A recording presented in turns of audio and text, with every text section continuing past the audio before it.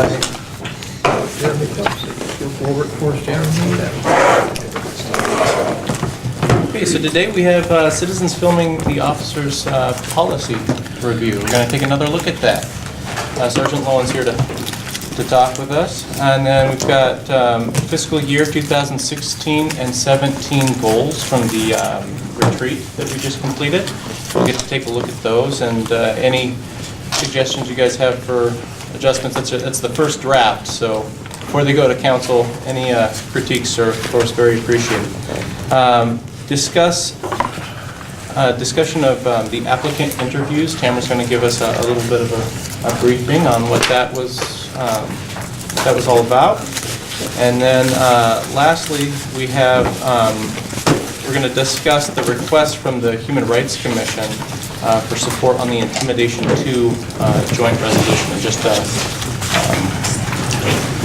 considerations whether or not we're going to go forward with supporting that or not. There were a few things I wanted to mention. One is the meeting minutes. I put ceased instead of seized in there 3 times. I think I did a copy and replace and replaced it with the wrong word. And then I noticed that or I got some help too. If you take a look at the April minutes, you'll notice that both Ms. Surratt and Mr. Gehring were present and not, so I will be fixing that. So thought I'd mention that. I have a few other quick announcements I want to make sure I get out to you. One is I noticed this in the retreat, and it was an early morning. Generally, everybody's very good about raising their hands in the middle of a vote, and I'm very appreciative, because I've discovered that if I don't get a hand raised, it's kind of difficult to see if I can't see the mouth. We've had a number of people lately abstaining from the votes, and I want to make sure that I accurately represent that in the minutes. So if you could, I would appreciate it. The hands raised works really well for me. So there was a veteran counseling question that Ms. Miller asked in our retreat. And I don't know if everybody got a chance to read that in the last Friday weekly update, but I would be happy to read real quickly what that question was and the response that we got back. It was,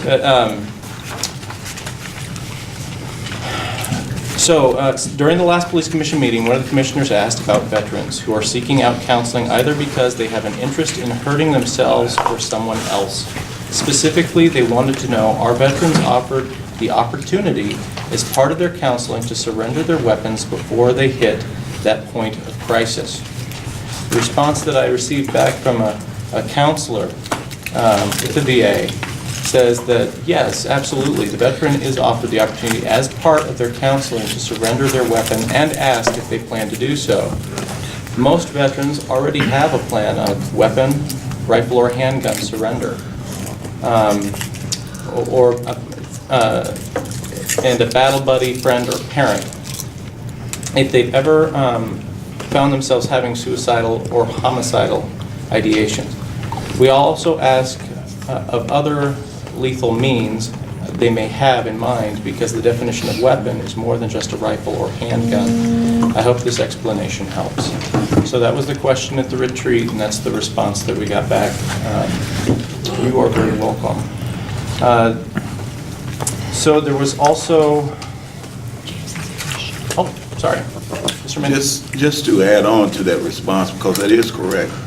Any veteran that visits the VA goes through a process where they ask a list of questions. And the first question is, do you feel like you may be do you feel like you might harm yourself or someone else? So they ask you a number of questions and stuff like that to try to raise any kind of flashpoints that a veteran may have. The veteran is very good at masking those things, because that's what you're trained to do in the military. You're trained to hide expressions of some type of mental anxiety or anything like that could be conceived as a point of weakness. So because they're asked and stuff, it doesn't mean that every veteran will come clean and stuff. So I just want to add that.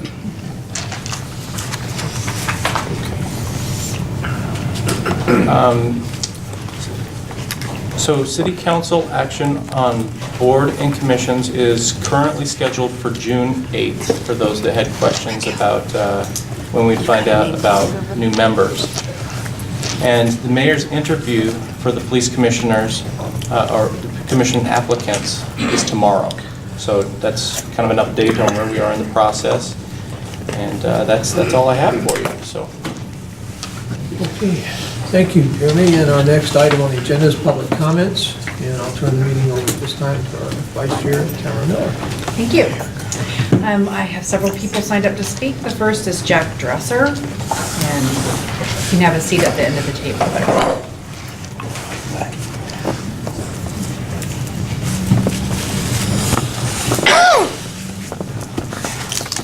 I'm Jack Dresser. I assume you all read my op-ed in the Register-Guard yesterday about the Brian Babb killing. I also have a piece coming out in the Eugene Occupier newsletter that's an adaptation of that. But in that one, I bring up the previous event in 2006 when Ryan Salisbury, 19 years old, in a psychotic episode, was killed by the Eugene police after he said, "Shoot me," and they did. So my question is, why we have a flat learning curve for 9 years? That's my first question. And I have some formal requests to the commission, which, as I said the last time I was here, should, in my view, be acting as a policeman of the police, should be representing the community. And since there's no, Chief Kearns is always here, but I don't see anyone here like Lauren Reagan, who's actually representing human rights and civil rights within the community. So I guess it falls to the commission to do that. So I'm just hoping you all do that. So, okay, so one of my, I have two other concerns, and they're both, the first is very well known nationally, which is the militarization of police, which is very alarming, and is very alarming to many of us, maybe most of us, and I think it's completely inappropriate, and I think it's, it comes pretty close to violating the Posse Comitatus law. If you're using military weapons, if not specifically military personnel, it's coming pretty close.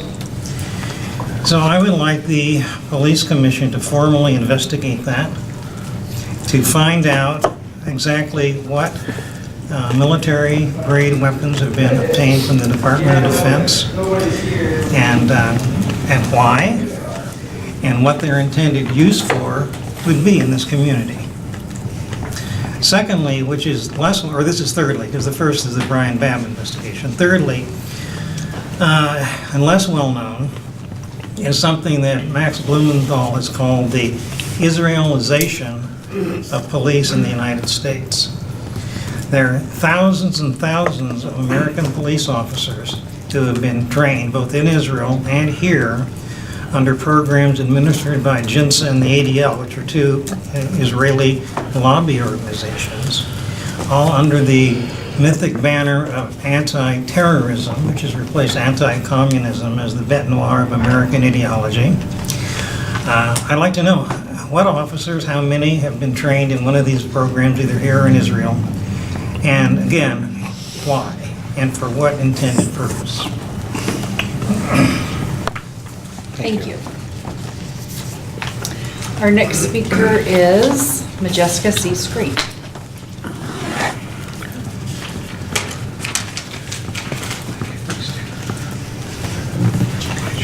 I just want to comment on two things. First is your agenda item about the Intimidation 2 code, discussing joining the Human Rights Commission and requesting the City Council to amend the ordinance on that. I really urge you to please take action on that either tonight or second best next month. I think that it should be I hope it would be a pretty quick and easy discussion for you. And the Human Rights Commission, basically the real discussion and process would take place at the City Council level. You don't need to do it. And I know I've made some comments to the Human Rights Commission about the wording, about the unhoused issue. That wording seems to be really up in the air. Edward made some comments there too, but basically, the Human Rights Commission hasn't discussed that or decided what they recommend on that, and you folks don't need to either. You know, I just really hope that you can decide to join them, and then that can get started. It'll still be a long process going through City Council. My concern is that, you know, some terrible crime might happen before the changes get made that we might wish could have the enhanced, you know, charges. And so I just hate to see that all slowed down unnecessarily in what could look like bureaucratic processes. So I just really encourage you to join the Human Rights Commission on that. I think that would be really neat. Second, I just, how much more time do I have? Oh, you've got a minute and a half. Okay. Second, I wanted to mention the things that have been in the news lately about the parks ambassadors that the city's hiring right now for a pilot project for the summer. And also the different but similar in some ways proposal that various people are making and apparently working on that would include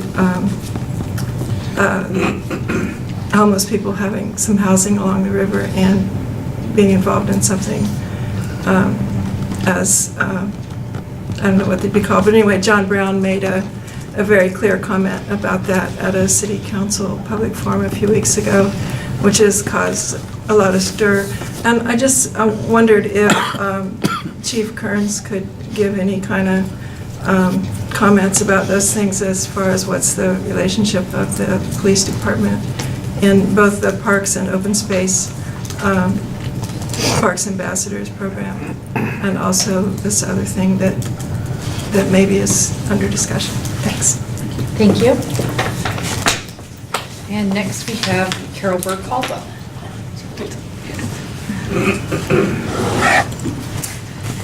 Carol Burke-Caldwell, 2510 Augusta. I would like to express my appreciation, and also my family wishes to convey this to, and to some friends that have noticed the recent commentary that Police Commissioner Joe Tyndall submitted for the Register Guard. It was clear he went to a lot of effort to get some facts and information out, and I know that he was careful to present this as an individual opinion and not on behalf of the Police Commission. But I also got to thinking that how all of you are vital parts of our community, and this is a very diverse board. There's commonality, but there's also unique viewpoints. And so I have a suggestion, because I know you're just looking forward to more tasks. But I'm wondering if perhaps on a more regular basis there could be more commentaries from our police commissioners because of the vital role you play in representing or servicing the needs of community and concerns that are raised. I think over past years, the compelling work that this commission did, 15 months in a row, meetings on the TASER policy, and you were so key in that, Tamara, so thank you for that. But I just thought maybe we could hear some more voices from the police commission so that there could be more awareness in community of the really important work you do. Finally, I'm truly looking forward to your continued discussion on the policy of civilians recording officers. I'm truly grateful at the responsiveness you heard from many members of community in the past few months of their hopes on this, and I have seen nothing but a truly heartfelt, conscientious effort to hear these voices and come up with a good policy that will address multiple needs, police needs, and others as well. Thank you. Thank you. If there's no one else wishing to speak, which I don't have any more slips, that concludes our public forum. Bob? Okay, thank you, Tamara, and thank everybody who spoke. We really appreciate hearing from the public on matters before the commission.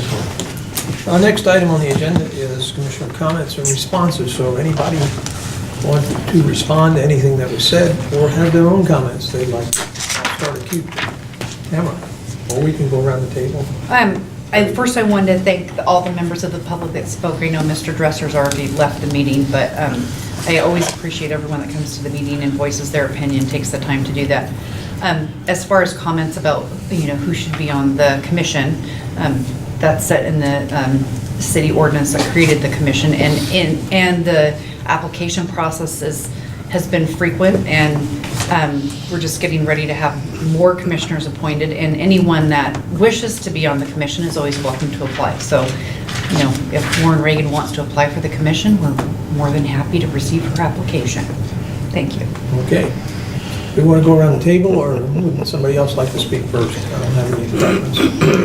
Okay, Claire? I'll just say thanks, folks, for your comments, and then I also wanted to appreciate Joe's op-ed. I thought it was very thoughtful and appreciated, and I agree with Carol, although I'm not trying to make assignments, that it's a very effective way to just help elevate the issues that we're discussing here at this table. And I do think, Joe, you did a nice job of, as Carol said, you know, just making it clear you're representing your own views, but also really shedding some light on the issue in a really positive, productive way. So I also would echo Carol's comments and encourage others who might be so inclined to think about if there was a particular issue we were discussing that you wanted to speak to, or if we thought at some point it was appropriate to ask our chairs to submit something. So it is a really effective way to get more folks engaged in the process. It would be scary to do that, but I agree that it would be interesting, because I definitely have some ideas of things to say, but as I said, some of I don't know if it would rub anybody, I'm sure it would rub somebody the wrong way, but such is life. Yep. And I wanted to thank the public for their comment. It's always a good way to stay connected. And I'll say again, I was so happy on the video of police officers that we had a lot of public comments on that. And I'm going to say somewhere a rumor so false got started, and I hope that nipped it a lot in the bud, because that was real scary. What I think was perceived. Police Commission or the Citizen Review Board report for that. We had no education. We had two really interesting cases we have, and I forget the officers or the new liaison between the police department and the review board, and I really appreciate him. He was very straightforward. One of the cases, there was a supervisor and a deputy who were doing horseplay, and there was an injury because of that. And one of the interesting things is he was you get some of the SWAT team together and you do things, and sometimes it's they bond, and sometimes get a little competitive. So he hopes it will never happen again. Off to you, sir. Thank you very much. I will say thank you to those members of the public who spoke. I will say that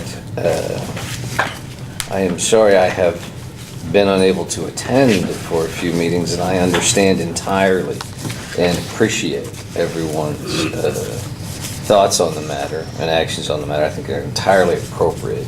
And I think that our ability to speak our mind and how we feel and think about things is one of the great parts of this country. And so that sort of thing never bothers me. I think that's a good thing. I will, by means of explanation, say that I'm not sure I ever mentioned in this room, I have at council a number of times, but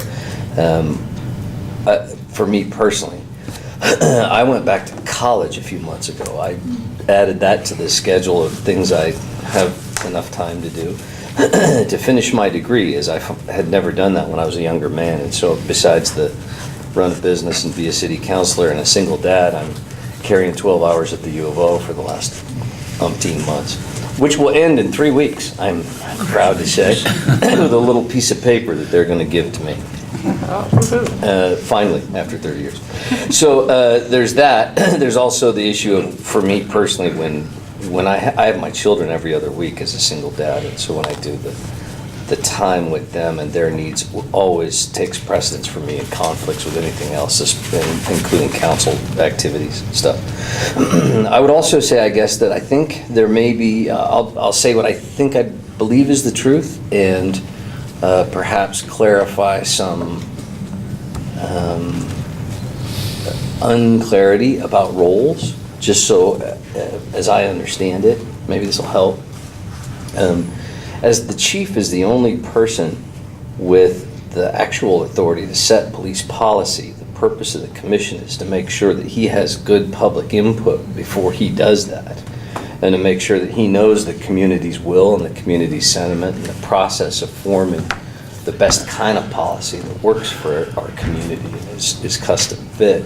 And so as a police commissioner, there are a lot of, as we've talked about, there are a lot of different roles that a commissioner fills, but certainly the chief and most important one is to make sure that the chief has the very best wisdom and thoughts when setting policy.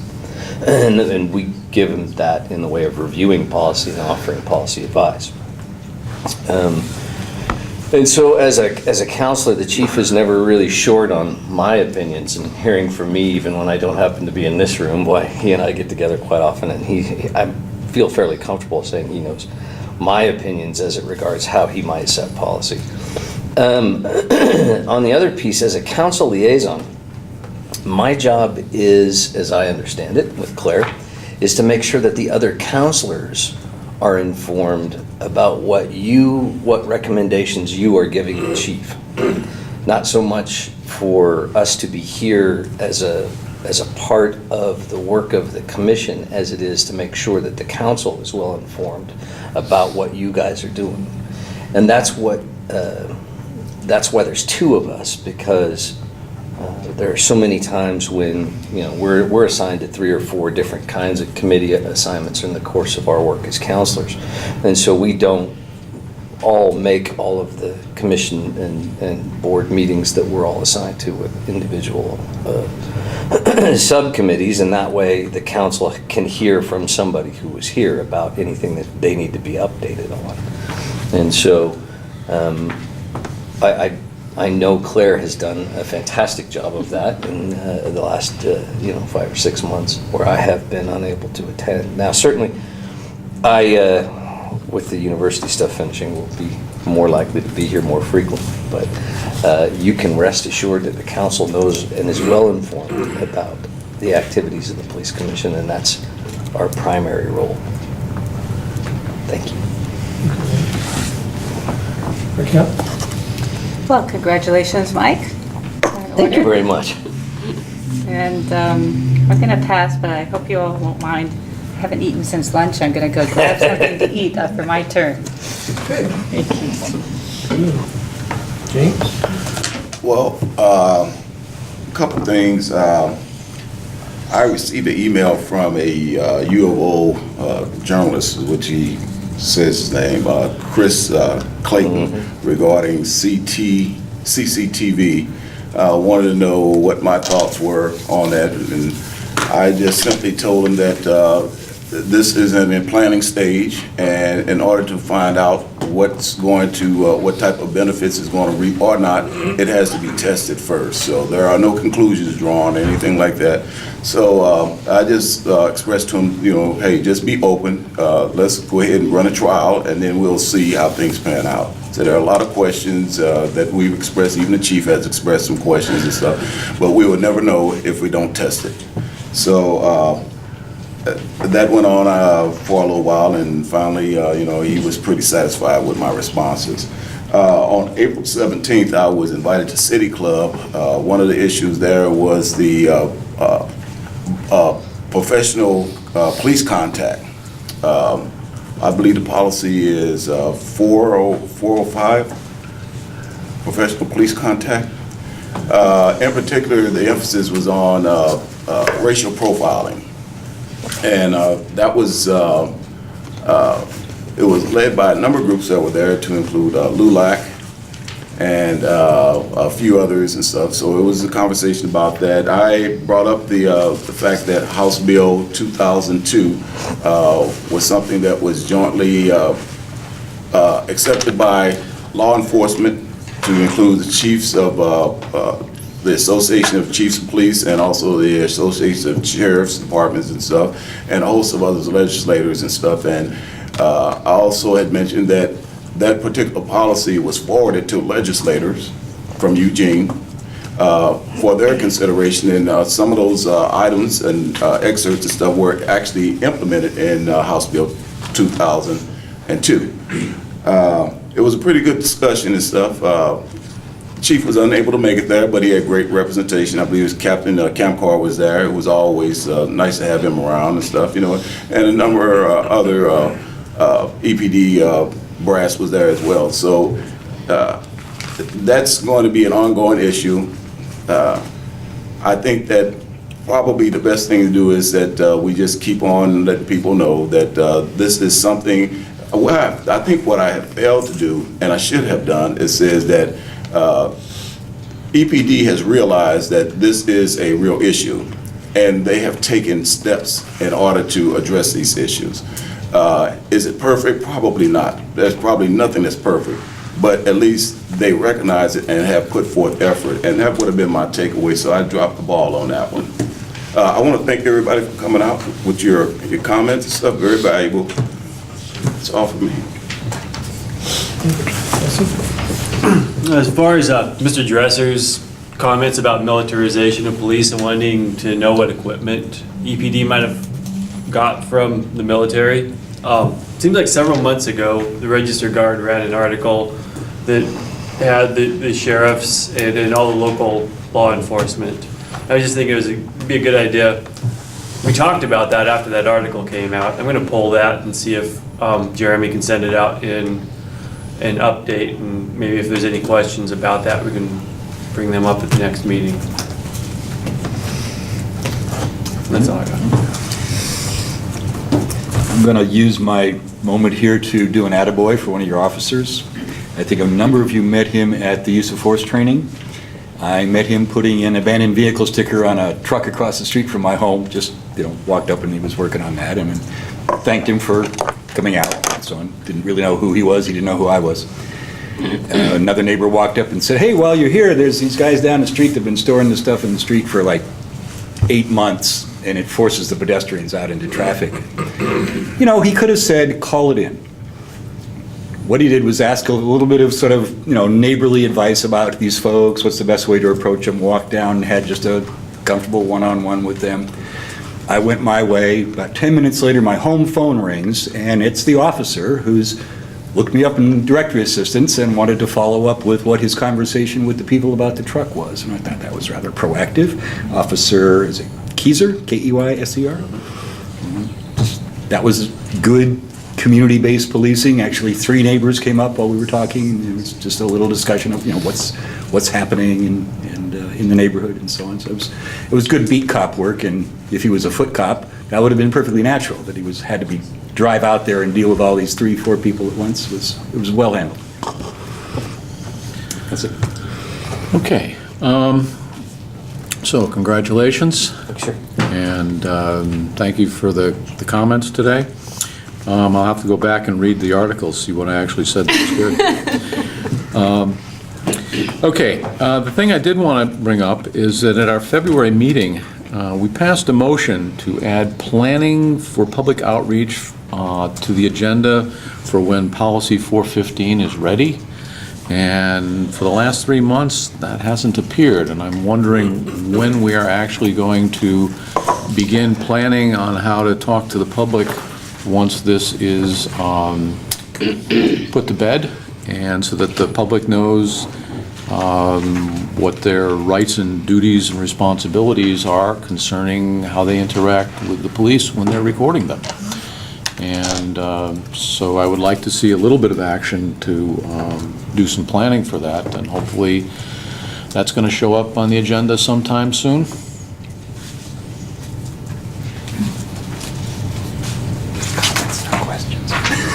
Yeah. I'll respond during my remarks. Thank you, Joe. Okay. You got anything else? No, that's it. That's it? Jim? I also wanted to, I don't think I commented publicly at our planning session earlier this month.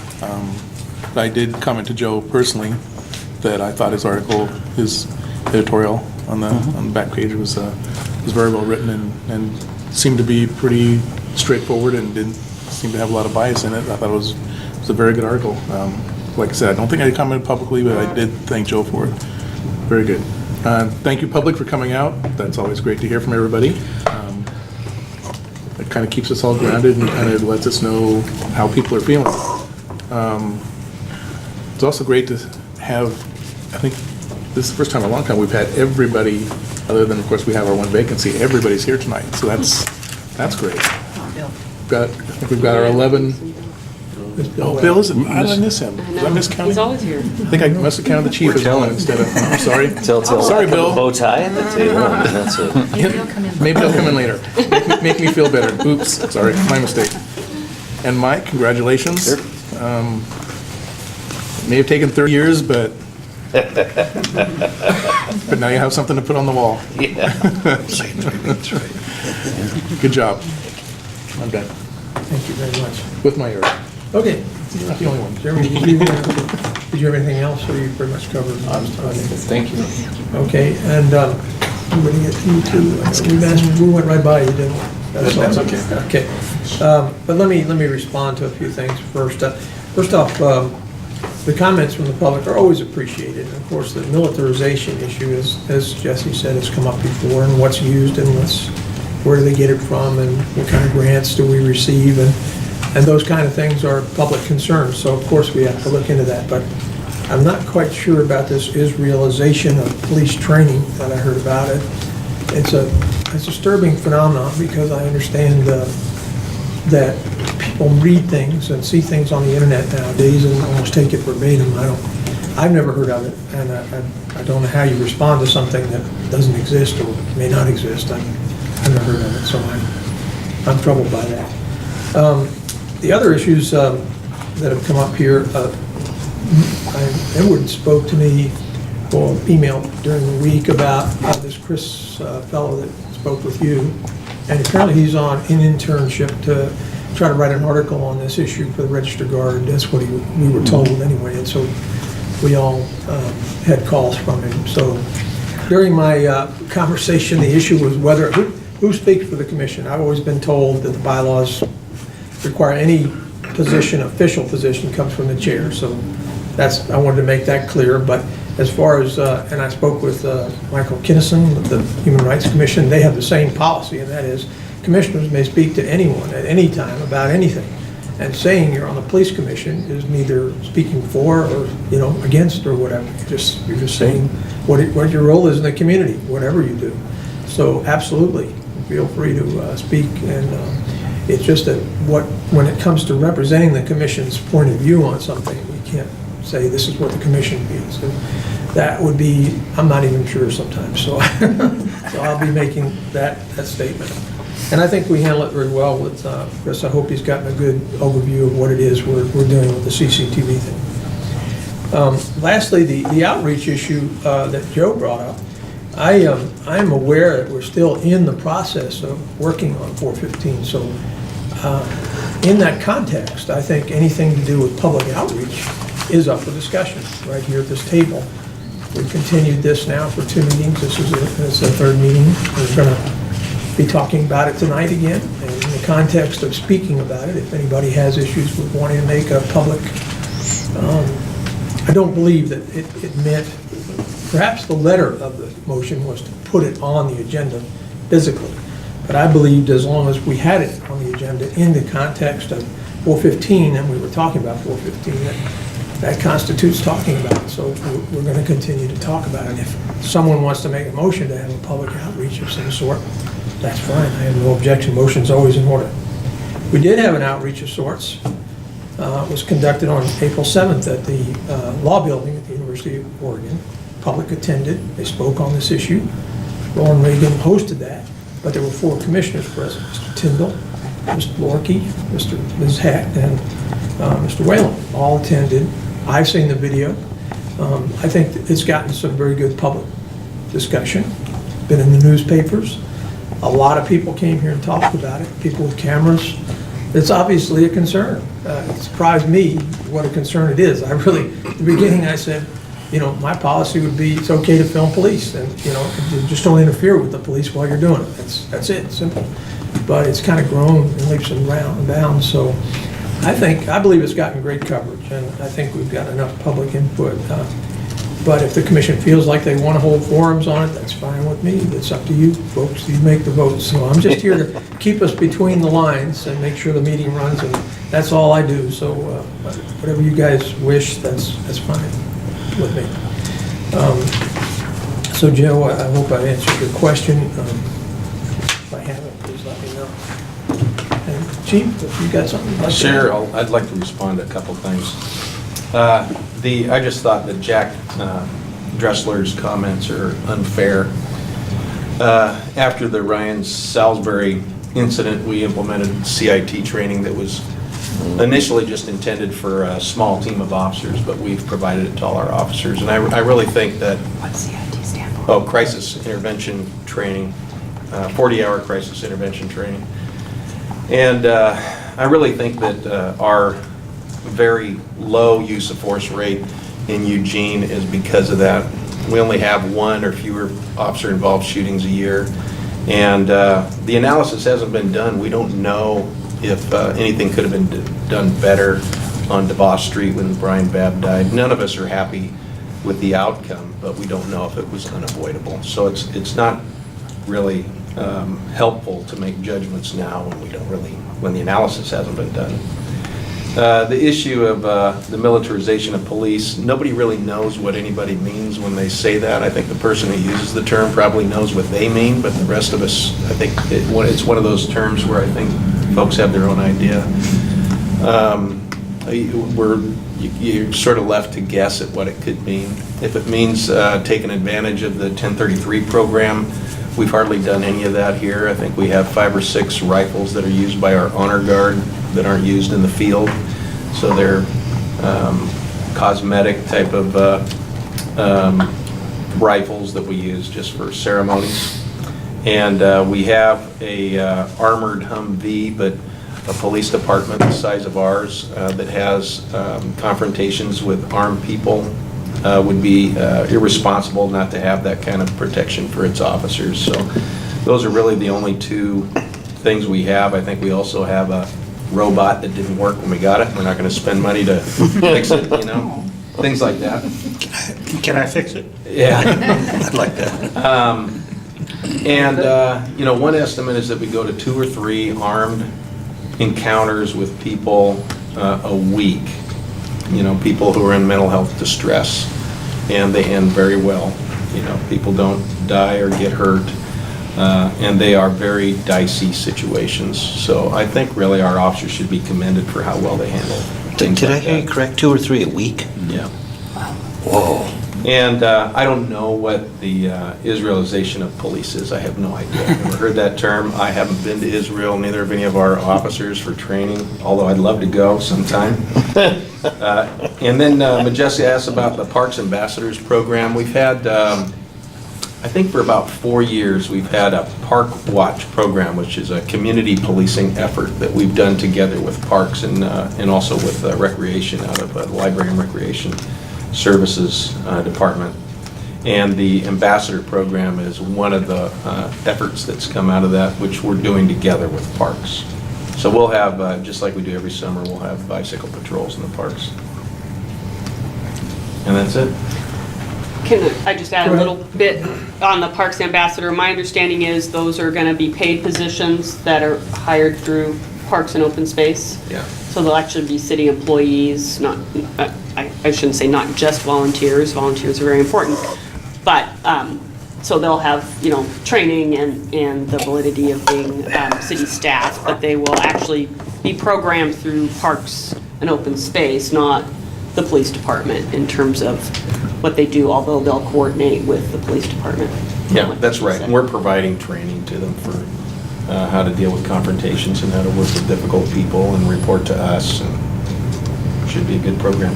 Okay. Anybody else have questions on what the chief talked about or comments? Just one, can I quote that 2 to 3 a week? I'm blown away on that. Yeah, some people think it's more than that, but that's our... That's a conservative, oh wow, okay, thank you. Raquel, you had something, Raquel? I just wanted No, to I touched clarify your that mouthful, sorry. the journalist contacted me and I told him I was not comfortable speaking to him and referred him back to you. So you will not be seeing any quote from me. That's fine. He contacted me too, but I haven't gotten back to him. Yeah, I didn't either. How many, can I ask? He's a vicious guy. apparently. How many, by the way, I did speak to him for about a half an hour. That's good. Anyone else? You If I may. He first contacted the Human Rights Commission. He didn't identify himself as a student journalist or explain what paper he was writing for, and didn't tell any of the commissioners that he was contacting any other commissioner. So that ate up about a half an hour of our time trying to figure out who the guy was and who he was talking to and so on. And somewhere in the course of that, someone said, well, you shouldn't just get the Human Rights Commission perspective on closed-circuit television. Are you talking to the chief? Are you talking to the police commission? Are you talking to the people downtown who are impacted by it? So there is a ripple effect here, and I gather that it is all in pursuit of a grade in a journalistic class, but the grade is dependent on him selling the story someplace, and he's aiming for the Register Guard.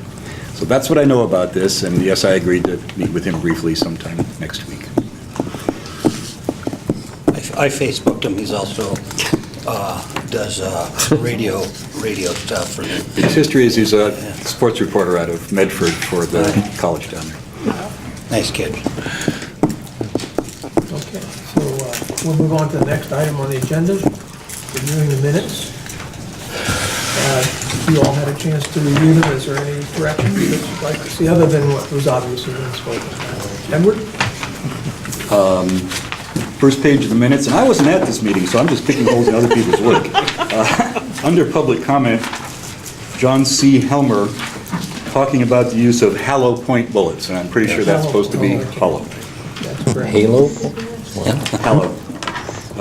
Then down under Sasha Tucky, I'm not really clear. She says she's reassured if the CCTV is for her safety and protected her from people with a dampered perspective. Now, she might have said that, but I'm not really clear what that means. I went back and reviewed it several times. That is what she said. I'm not sure what it meant. All right, good, then it stands. Okay. Any other changes, corrections, additions, subtractions? Make a motion, we approve them. Thank you, George. I'll second. Seconded by Joe. All in favor of the motion, raise your hand. All opposed? I'm getting practice here for you, Chairman. One abstention. Thank you. We'll be sure we're another. I wasn't at the meeting, so I can't really vote on whether these are accurate. There you go. You were here, but you weren't. Thank you. Yeah. Okay, so the next item is citizens filming police. So we'll start up. Let me just read. Yeah, sure. That's about the, so there's something going on at the state level about this. Yes, they passed. Can we hear about that too, as part of this review?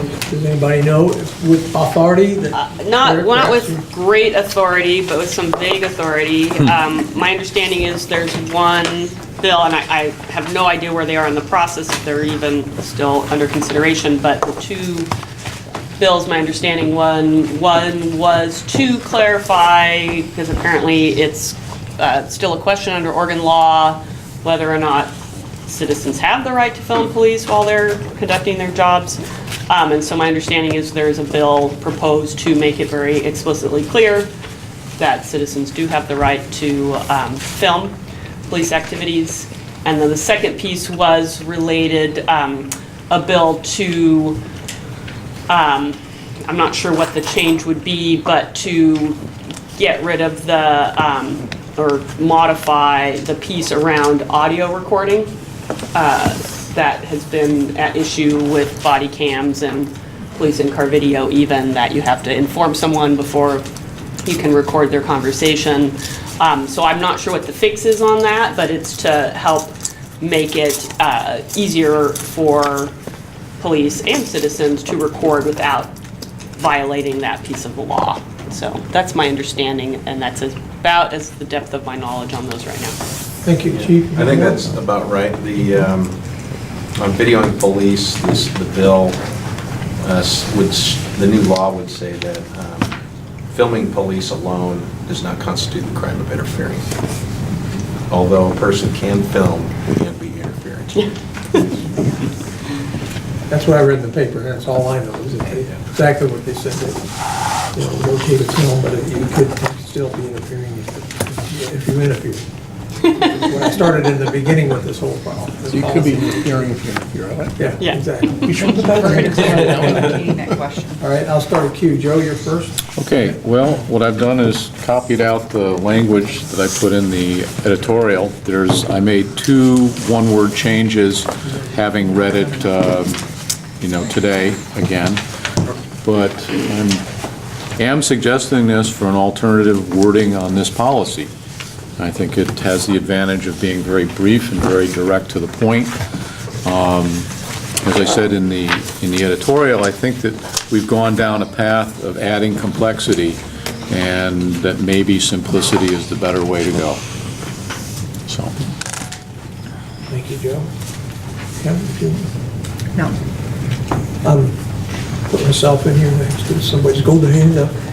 I really started this whole thing with the same premise that, we are talking about it's okay to film police because it's okay, it's just a basic right to film the government in action.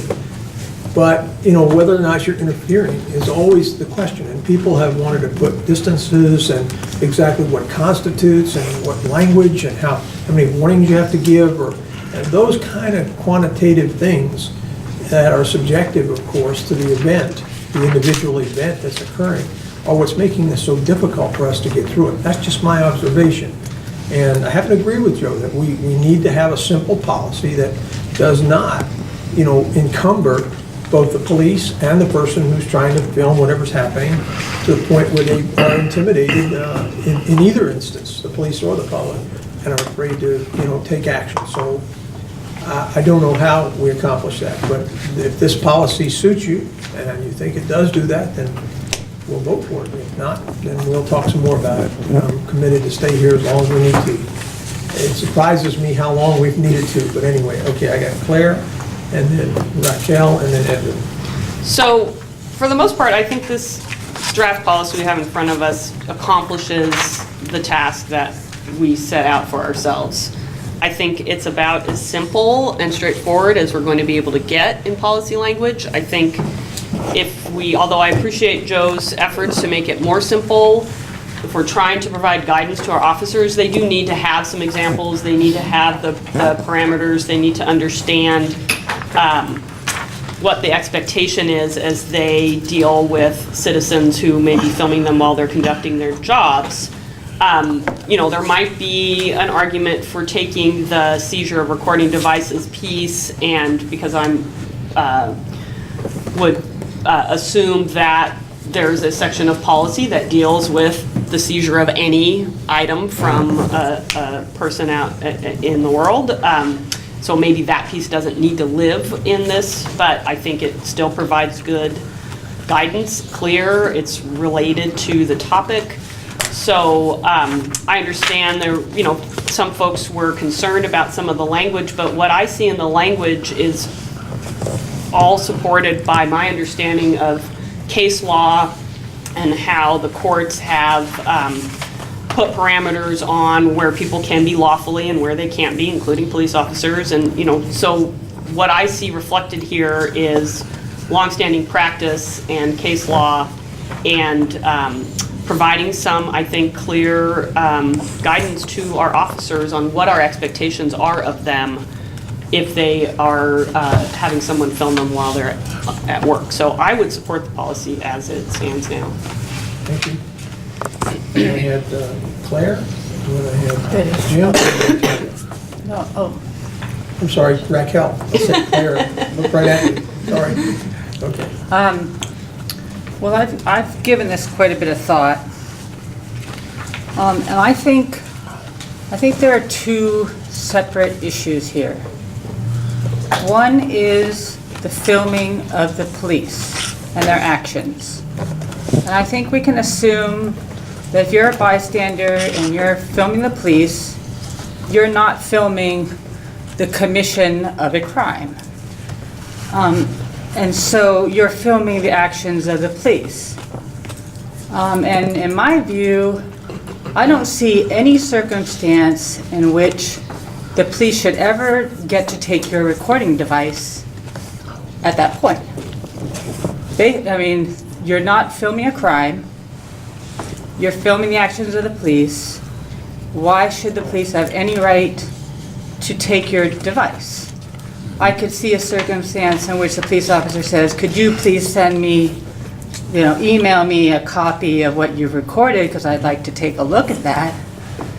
And, presumably, there might be some policy that says, if you say no, you could be held in contempt for not, you're a witness, for example, you're being subpoenaed to give testimony, and you don't do it. Your recording device is like testimony, an extension of your testimony.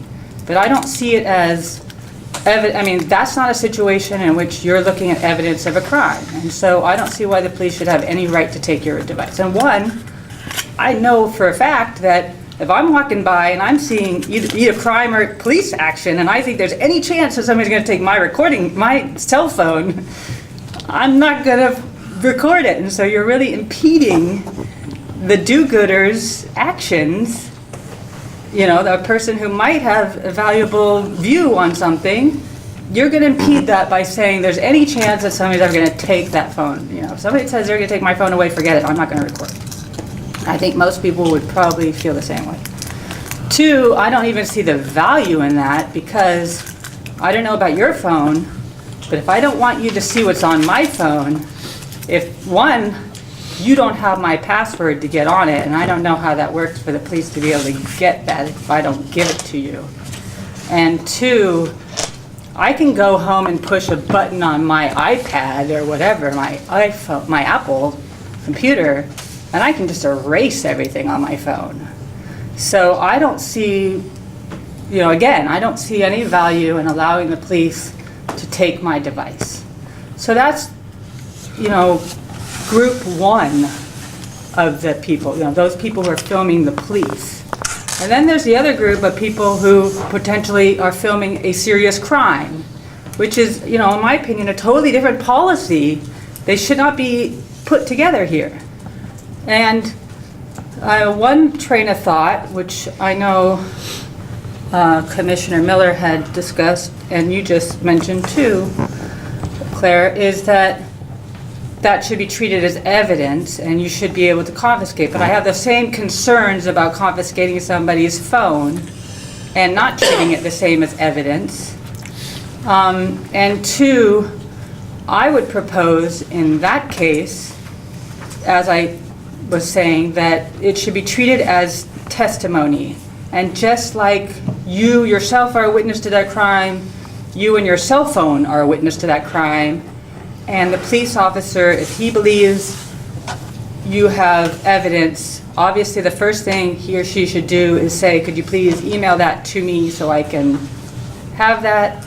If you say no, then he would have the option of arresting you for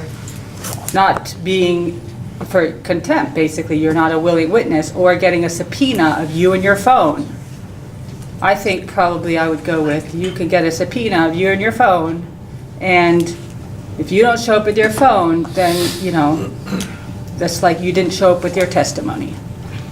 Anyway, that's the way I'm viewing these policies at this point. Thank you, Raquel. And we have Edward, Jim, Tamara, Matt, the chief, and Mike.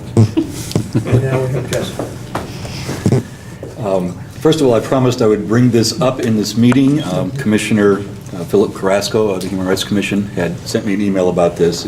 He, several other HRC commissioners, and Mike Kinnison, the HRC staff director, talked this over. And his concern was, if I'm remembering correctly, that if a perimeter distance, and frankly I don't think we should put a number on it, were established within which you should not step into and record police. His concern was that the evidence of that recording not be rendered inadmissible because the person was within this perimeter. And I have to confess, my thought was, I'm not sure that's police commission business. And I shared my thoughts with him on that I think that's for the courts to decide what is evidence and what is not, and certainly not something for this body to try to decide or the police department to try to decide. I trust I'm not too far off base on that. But I promised I'd bring it up. There we are. Raquel, I can think offhand right off the bat of a number of instances where something that starts out as a citizen sees somebody's pulled a car over, and they decide, well, I'm going to start my camera rolling. Now, they didn't see a crime. They see the car stopped. As an officer walks up on the car, two people step out of it and start firing at the officer with heavy weapons, which happens, unfortunately, in this country. Now it's a crime. There are also crimes that might be charged in the course of an arrest, resisting some other party interfering. So I wish it was as tidy as, I mean, I see your objections and what you're trying to divide out, but I also see instances where that really is going to mush together in the moment. Just saying. I'm in favor of keeping this as simple as possible, and in particular, not creating a second standard of anything compared to any other EPD policy, because first of all, this is something that could be unfolding in seconds. The decision about whether this person is interfering or has put themselves in an unsafe situation by trying to record this. And for an officer to try to be thinking about their own safety, the safety of innocent bystanders around, the safety of the person they're dealing with, and somebody trying to record them, and then remember which policy applies in this instance, I think is asking a lot of a human being. So the simpler we can keep this and the less new policy an officer would have to learn, I think everybody's better off and it's a safer situation. Thank you, Edward. I have Jim, Tamara, Matt, Chief, Mike, and Jesse. Well, I'm glad you came up with the example, because that's what I was going to bring up, and I was going to pass that on to the chief or our representative here, Matt, to help out with the examples, but you came up with some good ones, and they may have some others to be able to throw our way. I do like the policy the way it is. I know Joe really wants to shorten it up. I'm not sure that that's quite enough. Might be too brief, but I do agree. I like the way it's written, so I would support it the way it is. I also do recommend that the Caesar section also gets moved into, or maybe that can just get picked up, kept here also to reinforce it in this policy, but also have it moved into the search and seizure policy. I'm not sure which number that is, but I think that's a good idea. 322. 322, to have it moved in there too. Thank you. That's what I would say. All right, Jim. Tamara, you're next. Yeah, I appreciate, Joe, you taking the time to like be really thoughtful about this and write up alternative language. I agree that a simple policy is always the easiest thing to read. In this case, I think if the more detailed descriptions of what the requirements and parameters are to the officers is helpful to them or the department or in their processes going through court cases, you know, making sure the officer and internal procedures, making sure officers complied with policies. I think the additional guidance could be helpful to the officers, and in that case, I would suggest leaving it in here.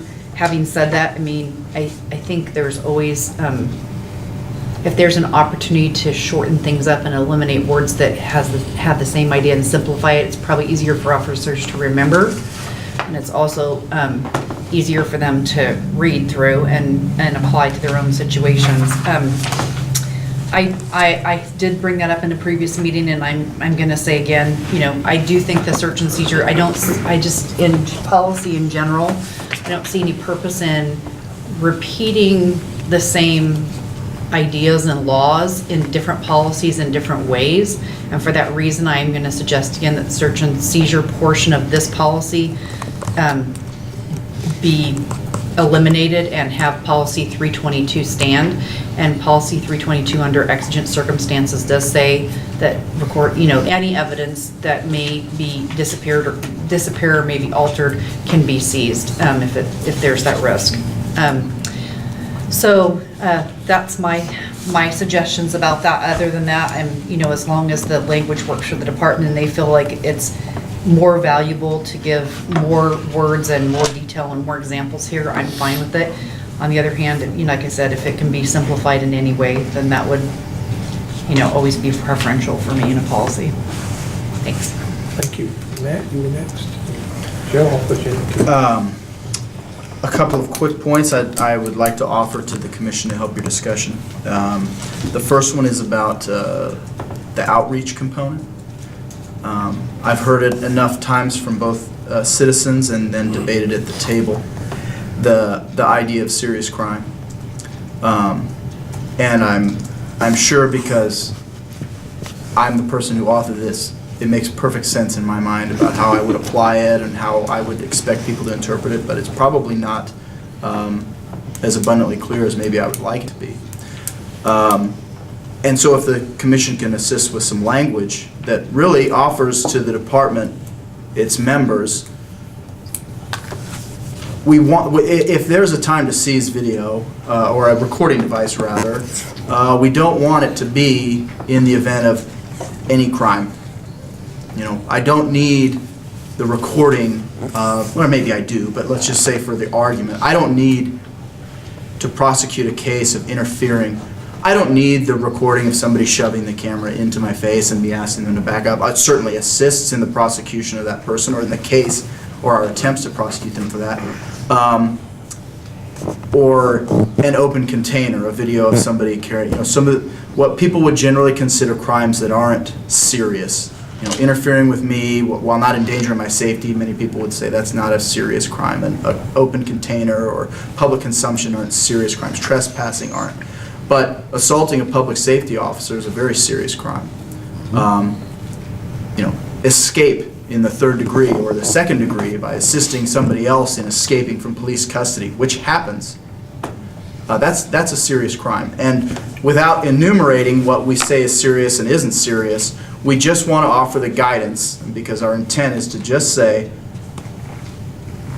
you don't need to seize the video every time. We don't want you bringing videos to us about open containers and things like that, but we do want you to bring to us evidence that shows us that assault on a public safety officer that's captured only by a bystander who, when the officer's dealing with somebody, is struck in the back of the head with a beer bottle or pushed down so the person can run away, because it happens like that. So that's the point I'm trying to make in the writing of it. So if there's ways that I could be more, or we as a department can speak more to that matter, that would certainly help. And I think it would help people understand in terms of your outreach that Mr. Tyndall was talking about, because I think that people will hang up on that. The other one is moving search and seizure, moving the discussion or the policy language about seizures of recording devices to 322.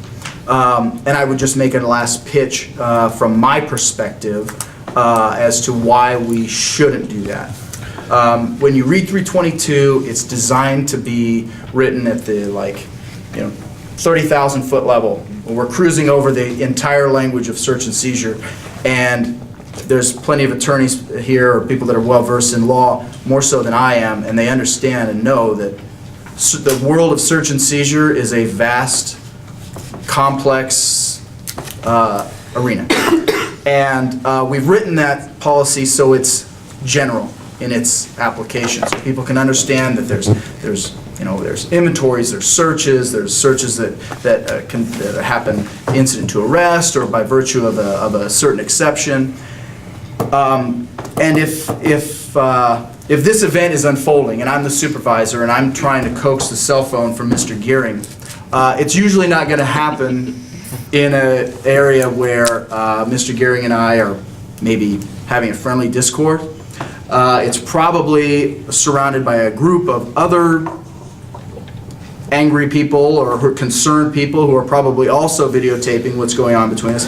And it's generally understood, or I would generally understand, that with as many different constitutional rights guaranteed to citizens affected in the event that we seize your cell phone after you record the police department, that one of these cases can end up before a district court over here on Ferry Street.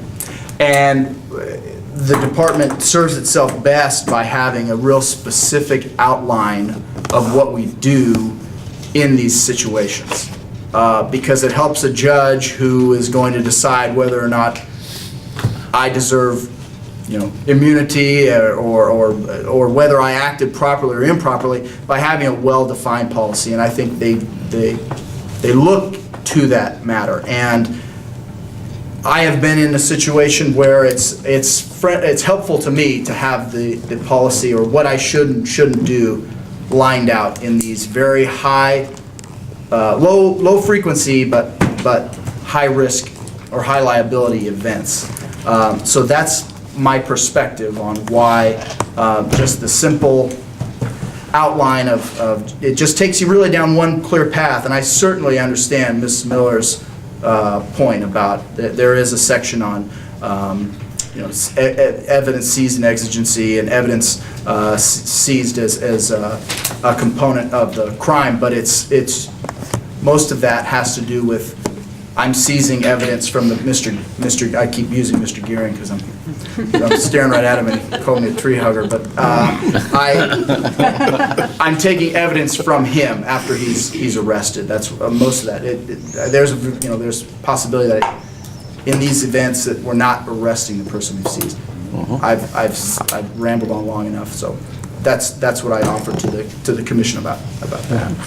Okay, I have the chief, Mike, Jesse, Joe, and James on the first go round, and then we'll go on the second go round. Okay. I'll just offer that we can't use policy to change the rules of evidence, which is why referencing, I think, the search and seizure policy is a good one.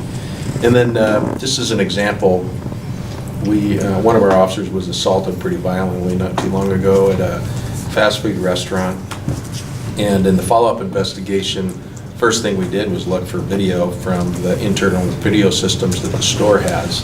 And it's easy to forget that these phones are video cameras. So it's just like the closed-circuit TV system that the restaurant had. If it's capturing evidence of a serious crime or of a crime that happened, we should be seizing that before important evidence is lost. Okay, I got Mike, Jesse, Joe, James. That may well have been the first time you said something I think I disagree with. That's really strange for me. I have great concern about the issue of seizure. I'm not a lawyer. I am not well versed in the nuances of in what ways warrants are best applied and are necessary and unnecessary, and under what exigent circumstances they are not required, or that there are moments of alternatives that are available to officers, unfortunately. But my default position seems to want to be that even in cases where there may be exculpatory evidence available without a warrant, seizure is almost always a bad idea. From a personal rights perspective. And mine is that private property rights trump almost everything for me. So this is very difficult for me. I get the piece where, in D here, where you're talking about if somebody's imminently in danger, if there's danger of imminent harm to an individual, and you can predict that or see that based on what somebody has captured. That's what I can understand the value of saying we don't need a warrant to see it. But in the circumstances said here, the assault of an officer is a horrible crime. But because someone happened to capture it, I don't see the piece that says, even though it may be destroyed, where they lose the right to retain their property, even if taking it helps and is the only place where you would find that information. I would actually prefer, I think, this to be a different kind of emphasis. I think it's incredibly, I think it's a very good idea for officers to ask anyone in those cases, may we please use that? May we please have that? Always, every time, sure, you bet. But to compel is a different thing. I think we ought to be having a public conversation around this that focuses more around the idea of truth. When there are so many cameras in so many places capturing so much information, our capacity to see and know truth is amplified beyond what it's ever been technologically. So don't we all have a duty to make sure that the truth is known, is more of a way to approach how to make sure information is seen and shared and used in the appropriate time. But to come, my phone, for example, fulfills 20 different critical things that I do every few hours in my professional world and how I communicate. So if I have a video on there that I happen to capture and it's needed elsewhere, I'm going to have a personal loss, financially and otherwise, when that phone is confiscated, even if it's got exculpatory evidence on it. So, like I said, I'm not sure if I come down with them. I'm not sure how I feel about that. I think it should stay in the policy to be as specific as possible so that, as Matt mentioned, the court has a clear direction of the intent. But capacity to seize that without a warrant gives me great trouble. But for what it's worth, we already have the authority to do that. The police commission can't take that away. The Supreme Court has given that to us. Really? Bummer that for the record. This is why we need you, though. Yeah. It's a great discussion. Thank you. You have something else before I move on to? I have you in the queue, but can you hold that? Okay, I just want to, yeah. I want to try to keep it all order. Yeah. Mike, are you finished?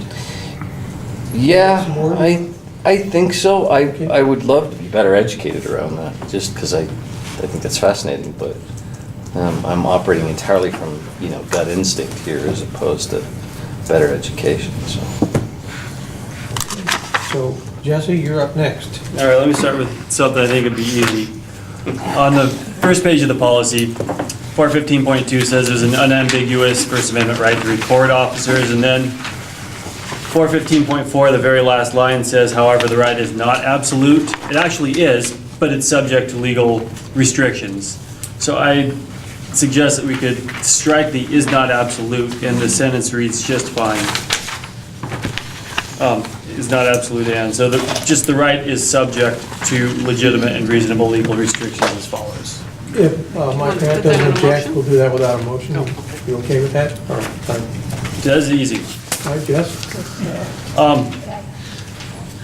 Moving up the scale, as far as defining the distance, officers may offer a reasonable distance. It's going to be different for different officers because different officers are going to have different comfort zones. So it may, I cannot believe when I'm watching an in-car video how patient some officers are. And at the same time, other ones are, I was watching a video with a guy today. I'm like, I cannot believe you didn't get taken to jail. Everything that he was doing is just in other situations, I've seen officers, he would have had handcuffs on, been thrown in the back of the patrol car, and they wouldn't have to do any more explaining to the guy. There's going to be disparate treatment in what the distances are. It's not going to be completely based on the totality of the scene. It's going to be based on the totality of the officer's comfort zone, and that might be absolutely fine, but some of the feedback I've gotten from people on this is they would rather see an arbitrary distance, and if the officer says So if the distance is X feet and the officer says, no, I need X plus 10, as long as there's a reason, an articulable reason for X plus 10, then so be it, that's just fine. But some baseline. Because right now, there's absolutely no baseline. I don't know if I can do it from across the room or on the same side of the street or what. It's just not there. And all the way through this, I've wanted to go along with not needing to define the distance, but I think that hole is just too big. And then on the seizure issue, I am of the mind as well that it does not belong in this policy. Like the chief says, it is defined by the Supreme Court. They're there. It's nice to see people get concerned when they think my phone could be taken, because a lot of the times I'm dealing with marginalized people who, even if their rights are trampled on, the complaint's not going to go anywhere. The newspapers aren't going to listen to them. They just seem less credible because of different things going on in their lives. But when this affects everybody, and potentially my phone that I work with, it starts to hit home how important this is when the police can seize. And I'm going to guess that what's going to happen in your situation is the police are going to say, we need that recording. Can you send it to me? And you'll say, no problem, here it comes. But somebody else might not want to cooperate so much as you would, and everybody should be treated the same. So we've got to go with what the Constitution allows and be sure not to be more broad and allow more seizures than may be allowed under the Constitution. And as far as the serious crime, I think you're right. I think if the police auditor gets a complaint that they took my phone and this was not a serious crime, it was a criminal trespass, and the police auditor's got to make a decision, was that a serious crime or not? Was this within policy or not? That's going to be a tough one for them. Maybe not criminal trespass, or if it's chronic criminal trespass, or who knows what. That's all I've got. Thank you, Jesse. Joe, and then James, and then on the second go around, myself, Raquel, and Ted. Okay. In the article in the editorial that I wrote, as of a few days ago, there was only one comment that had been posted. And specifically, that comment chided me for for suggesting that the police should ever take a cell phone out of the hands of a person. In other words, that was their objection. And as I read it, my thinking was, and the language has in fact disappeared from this particular draft of the policy, or at least as I've read it, that we were requesting that a supervisor, that if a seizure, in other words, you're going to take it out of someone's hand, that you need to get an approval of a supervisor, which could be gotten via radio, but that language appears to have disappeared at this point. Is it still there? What's that? Yeah. Page Section E. A. Immediately request a supervisor to the scene. But that's, you know, that my understanding was we were going to reduce that to calling it in, but this is not, this sentence right here, I guess, doesn't, in other words, the cell phone could be taken out of the person's hand before the supervisor is called. And I think that that's the wrong order in which that occurs. In other words, if the officer who is caught up in the moment of, you know, the heat of the moment pulls the cell phone out, I would rather see them get a second opinion from someone who is not immediately involved before they take the phone out of the hand of the person. And, you know, I've used that language several times in these earlier discussions. So that for me is an issue, okay?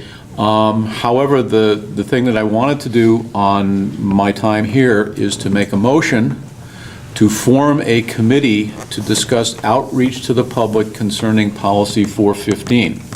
So that was what I had hoped would happen by the motion that we did in February. So I'm making it now, and I'd like to see a committee formed to plan how we're going to do this outreach and get that going. So, motion on the table. Okay, that ends the queue for now, unless we don't have a second. Do we have a second for the motion? Motion dies for lack of a second. Okay, we'll continue in the queue with, I have James on first go round. Okay, couple of things. I'm not quite sure of how many of my commission colleagues are familiar with phonetic alphabet. Military and police have a different type of language, a way of communicating. Sometimes the general population may not be aware of that.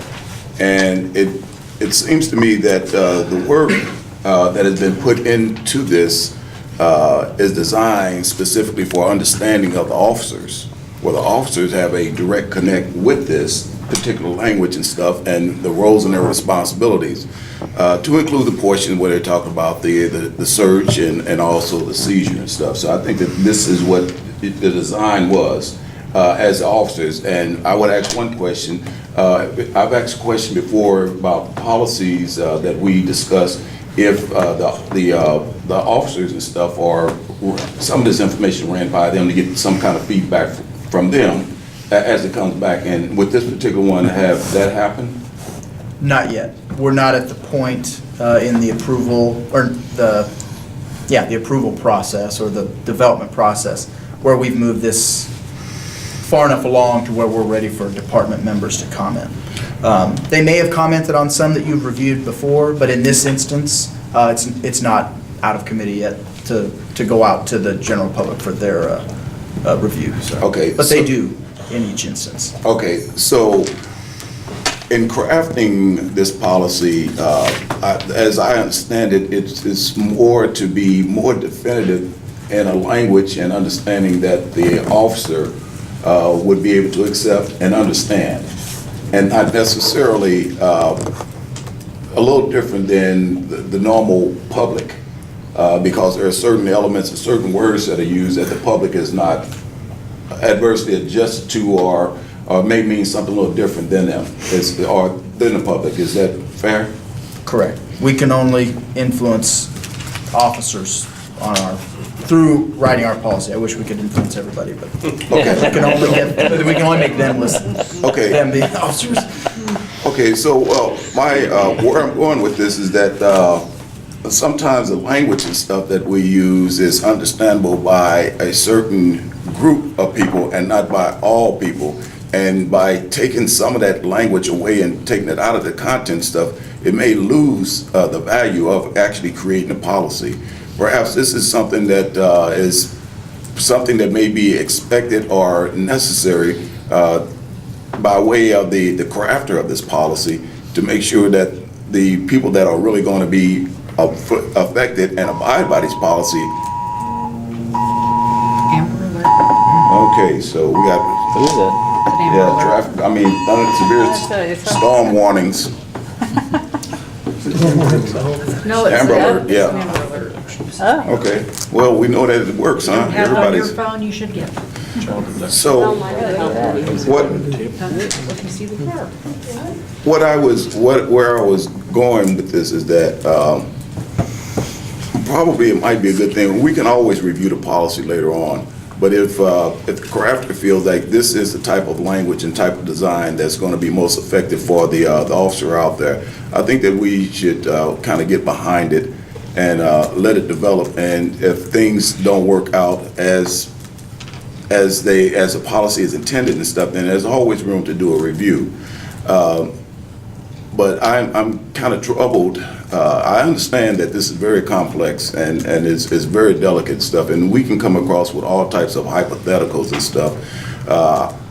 When I was on the police department and I was out there on patrol, my focus was not on there was no cell phones at that time anyway, but I was concerned about my immediate vicinity, the people that I was engaged with. I wasn't scanning around to see if anybody was taking notes or taking any pictures.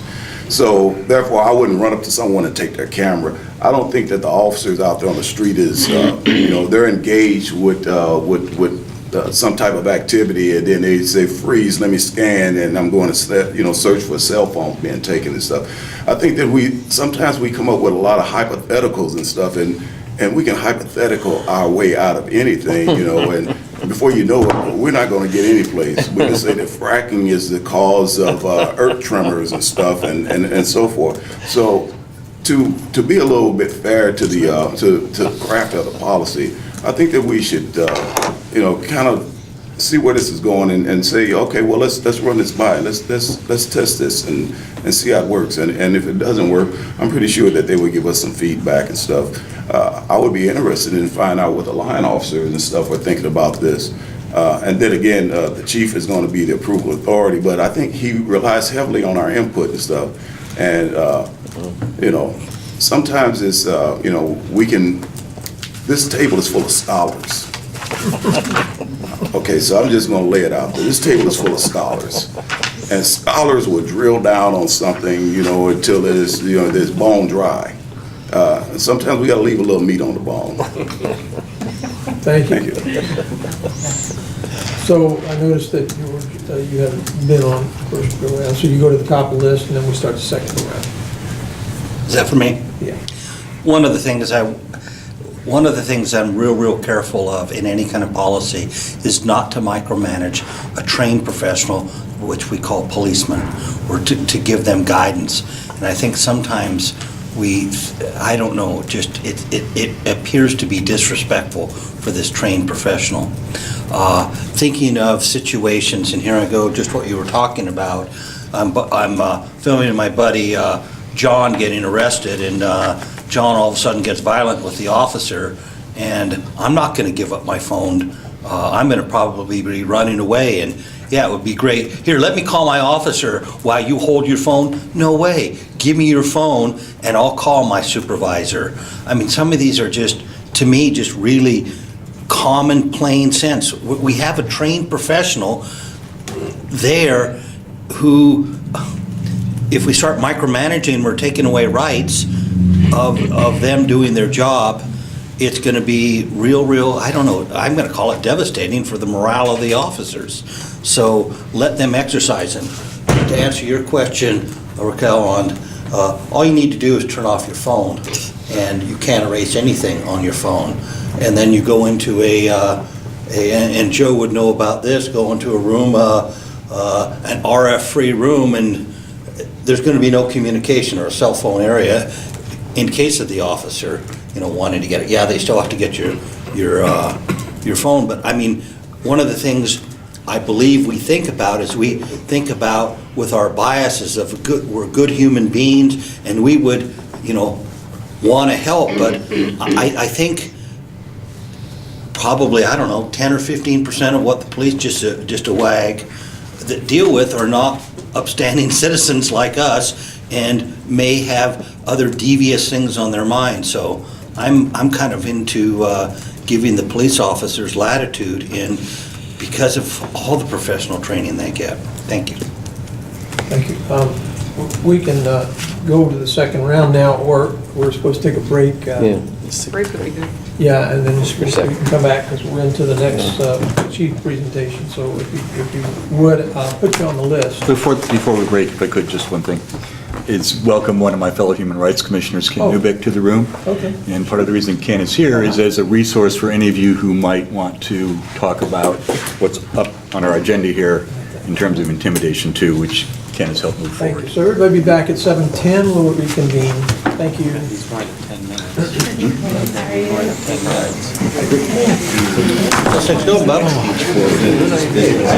That's interesting, though. I have to tell you. In 3 weeks. Oh, okay, all right. How cool is that, man? Yeah, old man goes back to school. I learned 3 things. So you're going to walk? Yeah, well, actually, I didn't make that decision until just a couple hours ago. I decided I'm gonna. Send me an invitation. No, I appreciate that very much.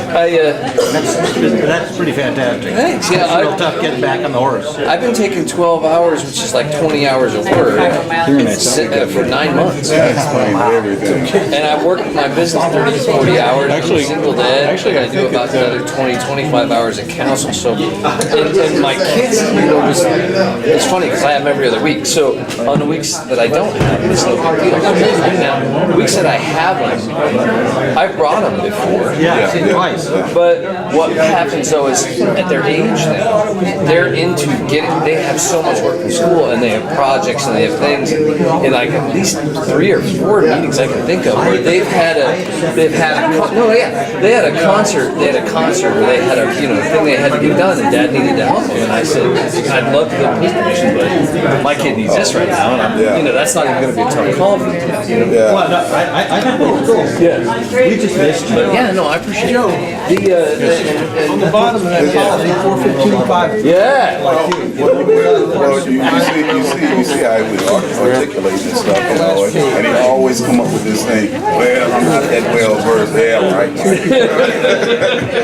Yeah, right. So, you've been using that for a long time now. I think it's been lost. In other words, don't even play with us like that. The issue that I have I'd love to keep talking to you guys, but one, we got a break. I'm not, have one safety thing outside. Come with me. Because what happens is you say, okay, well, I've taken it, you sit there, and now they are detained, they have their cell phone taken, and the supervisor can come back and say, why did you do that? Okay? I mean, and that's what happens. It has redress. Just treated by the police like that. I feel like the possibility of this going on before the supervisor gets there, how weighty the possibility might be. I mean, you get caught up in something like a scene that's going on, and I was going to use, so that's true. I can't ask you if your daughter is inducted, and they got it all on tape, and all of a video of the guy what that looks like. And they go to the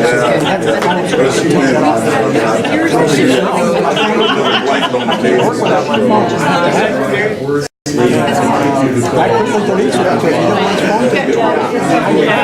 you don't respond to it. To me, it's outrageous. So you've got two problems, and I keep hearing this over and over. For example, let's go back a ways.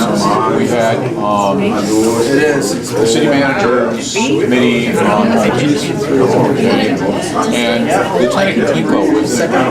And what happened is it was going around the room, and people were talking about all these serious crimes. There was like murders, rapes, kidnappings, and all of this. And we have to do all of this because there's all of that. And Lieutenant Klinko,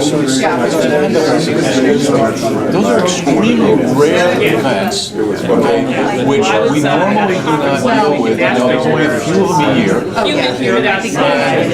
And making policy regarding homelessness based on this illusion that that's happens daily, okay, is a bad way to look at it. And I think that the same, in this room right now, that same consideration is going on. In the event of a murder, or rape, kidnapping, those kinds of things, you sit the person down and you hold them. Okay. However, in the event of some homeless kid being harassed, or you say, well, the police are correcting his behavior, or I say he's being harassed, and somebody's standing there with their phone and gets their phone confiscated, which is a normal activity today. I understand what you're saying. That's the difference. I don't agree with you. I don't think that's what it is. I don't think it's all three of them. The thing that started this is Carol's folder with the 3 events in November. Oh, you did? All 3 cases. Yeah, sometimes I wonder, not so much right now, but when Carlos was here. But the police have a different type of story. Well, great. But at the same time, It's amazing, like Councilor Pryor that none of those cases make a point, and then I watch the timer, and he's wrapping up right as it gets to the zero, like, you guys that's the kind of point. get No, no if you rhythm. get into it, in other words, Used to the kind of conversation, they need to have a conversation. If this policy were in place, that would all 3 of those crimes would not have been crimes. Because in all 3 occasions, the officer challenged the person's behavior. In all 3 occasions, the officer began the interaction by saying, you cannot report me. Okay? And the person said, I have a right to report you. You should look into it. You should look into it. Just that there's 2 sides to it, is what I was reading, and then the side that was presented here is a little different from what the other side. I don't know. But the agreement is, in all 3 cases, cases. Really? Because I cornered one round. That's a big decision. All three cases, the conversation not occurred that you could not report. None of those three crimes are possible. That was his agreement. He doesn't know either. That's what I'm saying. There's no way of knowing that. So the You point, can't possibly know that the crime wouldn't have occurred. my point in all of this is that we need a policy to indicate that the conversation about not reporting the police should not. I heard you say that several times. That's it has to begin if the person reporting it with an officer. It has to. If they are, You said never. but it's not, no. You said the conversation should never be. Listen to what I said. Listen to what I said. I said that the conversation, if the officer is saying you're interfering with me, that's one conversation. If the officer says you can't come forward to me, that is a different conversation. I don't I do. If there's something going on and I'm standing here with a cell phone recording what's going on, okay? Then he's not interfering. That's correct. So the second thing would never come up. For example, in Carol's three cases, the person sitting in the passenger seat recording the conversation, okay, should not have had an officer say, excuse me, you cannot do that, and take the cell phone from him. That's where we get into the micromanagement. It's not a micromanagement, it's saying to an officer, no, you cannot start that conversation. There's gonna be times when you're gonna need to do that. When? You need to give me the time. But if I'm sitting in a passenger seat recording an interaction, is that You're not interfering? interfering? There you go. End of discussion. I don't know if that's the story of the facts. I don't know if that's the story of the individual. I can't know that. Really, not yet. Return on investment. I don't know if there's anything in there, Bob. Yeah, there's a little bit. Claire, you're okay with that policy? Coming from your background, it's gotta be. I mean, I understand the objection, but as the chief said, the Supreme Court has ruled on that. Have a gavel. We're just putting in the language, but it's already, Yeah. letting people know. Because I didn't know, I actually didn't know this. Yeah, no, I knew that it's like, we can write all the policy we want. They're still Back to the table, please. Yeah. Well, thanks, Jim, I appreciate that. I'm not an attorney, though, just keep No, reminding I me. know, but We're reconvening. Thank you. That was the word I was looking for. Maybe, yeah. We should talk about that, brother. Yeah, that'd be good, bud. Huh. Now, there's something I didn't think about. There's something I didn't think about. But if you think, with your background, and that do you feel that people just protect Yes. policies? I mean, I've got to think. Yeah. I mean, You're much more versed than I am. there'll still be times where there might be George, an I mentioned argument you at the about Y what's yesterday. reasonable, what were exigent I mentioned your circumstances. name at That the Y goes on yesterday. all the And time. that's Well, what the courts to decide. That's not, I mean, Oh, what's your name? It's in my Rotary Club. in any policy, you put every single. That's right. From the Y? Yeah. She works for the Y, she's also on the No, LCD board. I mean, from the beginning, I thought it was a pretty. Everybody back? Julie. Oh, yeah, of course. I don't think we've. I love her. She is such a good person. Great. You know, they have a really good people over there. Julie Grossman? On our agenda, we're at the stage of, at the end of the chief's presentation. So we can pretend that he gave it and move on, or we can, I think there's a little flexibility later in the, because we've already discussed, reviewed our goals, kind of, sort of. Maybe we can shorten that down a little bit. If you feel it's important enough to continue this discussion, we'll do it and move something on to the next month's agenda if need be. But I would like to reserve the right, because Ken Newbuck is here tonight, to take up the resolution we have at the end. How many more people in the queue? We have myself, and I'm going to drop myself out of here, Raquel, Tamara, Edward, and Claire. Is there anybody else that needs to speak? If not, I'll cut the queue off there and we'll just finish this up. Okay? All right. Well, first, I'd just like to say that my main concern is not with the integrity of the police, if not with our ability to actually get recording evidence. If one knows, if it becomes policy out there that you're going to be seizing people's cell phones, then I think that most people will not be willing to record things. They think that there's a chance that their valuable phone with their other information is going to be seized. And so I would like to propose addition of a sentence in this policy that says priority would be given to voluntarily receiving the information. Like the police officer would go to the person and say, please send me this, and then that would be, if the person does that willingly, which I'm going to guess that 99% of the people are going to do that then there would be no more discussion about seizure of the phone. You would receive that information, and then, and then I think somebody such as myself would be more than happy or willing to, film whatever might be helpful to the police. And so it's a win-win. Otherwise, that's not going to happen. Okay, it's been pointed out to me, and I just want to make you aware, on the last page of the policy, on section B, ask the recording party in possession of the recording device if he or she will consent to voluntarily temporarily relinquish. So it's already in there, if that's okay. Well, and but I guess what I would say is to say that if you read this, they're separate, like you still have that right to seize, and I think it should say you wouldn't have the right to seize if the person turns it over voluntarily. I see. Yeah. Well, there wouldn't be a need to seize if it's not. Well, not necessarily, but there's also the issue, well, and I do think this isn't, the police officer might seize it because they might want to see what it shows before it's been. Do you have some language you'd like to put in a motion? Because I'm not aware exactly what you... I'd have to think about it. Okay, But, so yeah. we can come back to it. Okay. All right, let's talk to Tamara, Edward, and then Claire. Thank you.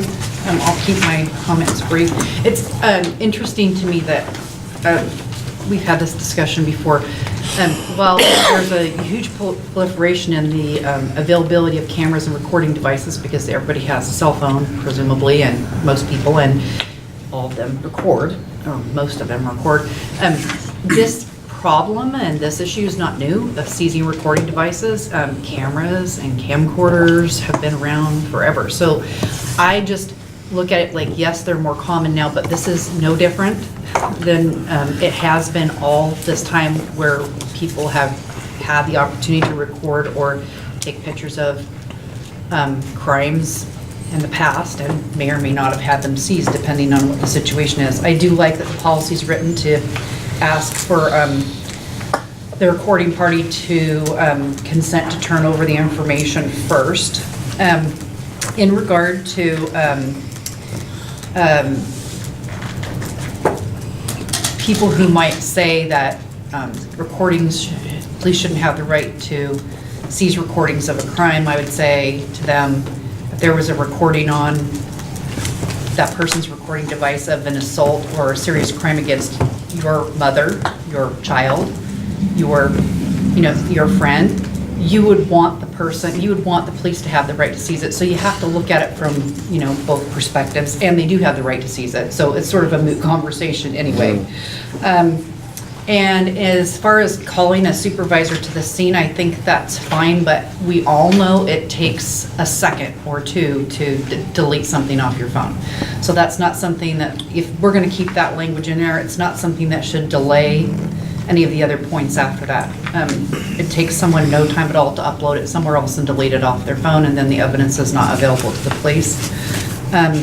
And as far as an arbitrary distance, I think that you need to consider the fact that sometimes police have information that average citizens don't have. They may have encountered that subject before. They may have background information about them that you don't have. So saying that the same distance, putting an arbitrary distance on it, I don't think serves any purpose. What might be the situation with an officer encountering someone like one of us sitting around the table might look the same to someone on the outside looking in, but the police may have information about that subject, about violent crimes they've committed in the past, about things they've been convicted of their background and history that we don't have. So the distance wouldn't be the same for maybe me that it would be for someone that they had other information about. So I don't think even if we're doing exactly the same thing, I don't think the police are, if they have additional information, they're not necessarily going to treat it the same. Thank you. Thank you. We have Edward and then Claire. In the interest of brevity, I think I've made the point about distance being very difficult to judge out in the real world, and that we can't really put a number in here and expect people to pace it off in the heat of the moment. That's all. Sorry. Claire? Thank you. So I did want to respond to a few comments, and I really appreciate the robust conversation. And I think Commissioner Manning was speaking to this, that I think it's important for us to remember that policy is a directive to the police, that it needs to be crafted in a way that they can incorporate it into their daily work, while it does need to be accessible to the public. But really, the primary audience for this policy are officers on the beat doing their job. And so there may be language in there that seems obscure, but to the police officer, they've been trained in it, they understand what it means, and that they're accountable to the policy. And that's the other reason I asked us, as one of the people asked us to take up this policy, so police would be accountable to how they handled situations where they're being filmed. To the question of a supervisor, the very last section on page 3 says, a supervisor will be summoned and respond to any scene where a recording device will be seized. The supervisor will examine the scene and the facts of the case and determine whether or not the seizure is appropriate. So to Joe's point about a more objective perspective, the policy calls for that in its draft form. That wasn't something that we added. That was something that Officer Lowen put in there. In terms of the question of a distance, I think it's very problematic to try to put in a specific distance, because sometimes it's not just the distance, but the location. If you are hovering behind an officer while he is trying to interact with somebody, he or she is not going to be comfortable with that, because he doesn't know what you're doing back there. And he may need to ask you to come over where you're in line of sight, so that he has some security that you are safe, they are safe, and that he can have you in his line of sight while she does her work. And then there's circumstances where we've had passengers in a car that's been stopped.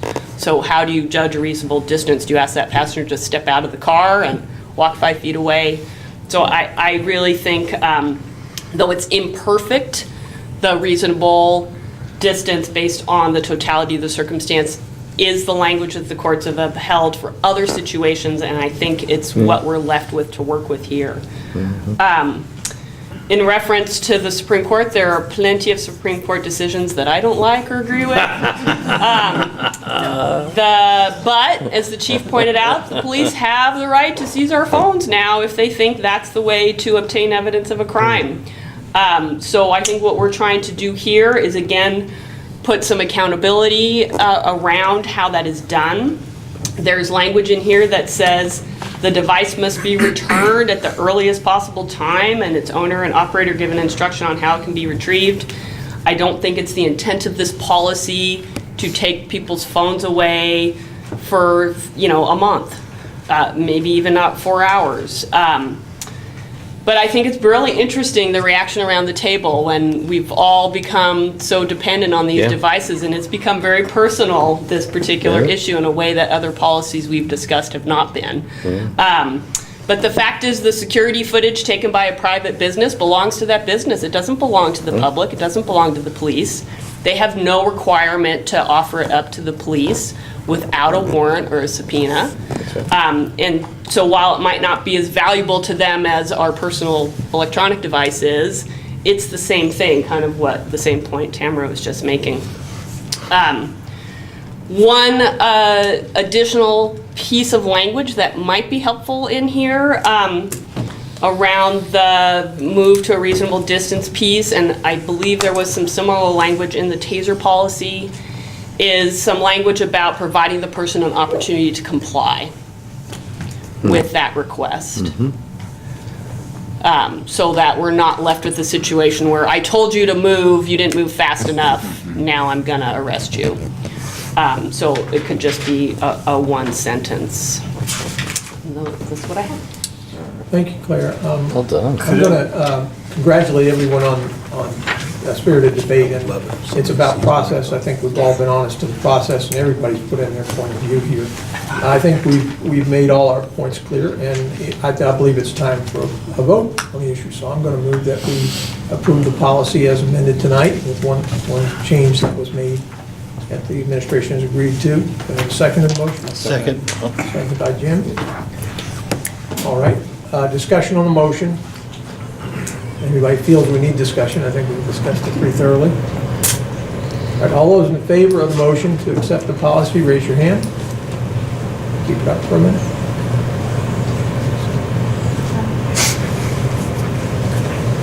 Okay, all those opposed, raise your hand. Motion carries. Thank you very much, everyone, for the honest and hard debate here. All right, we're moving on to the chief's presentation. I think everybody has it in their packet, so what I'd like to do is open the floor up to the chief to make a brief statement if you need to, Chief, and answer any questions that commissioners might have. Yeah, I'll less of a statement than any comments you might have. I think it's pretty much everything in here is self-explanatory, so the only real notable crime that I'd point out is the bicycle theft continues to go.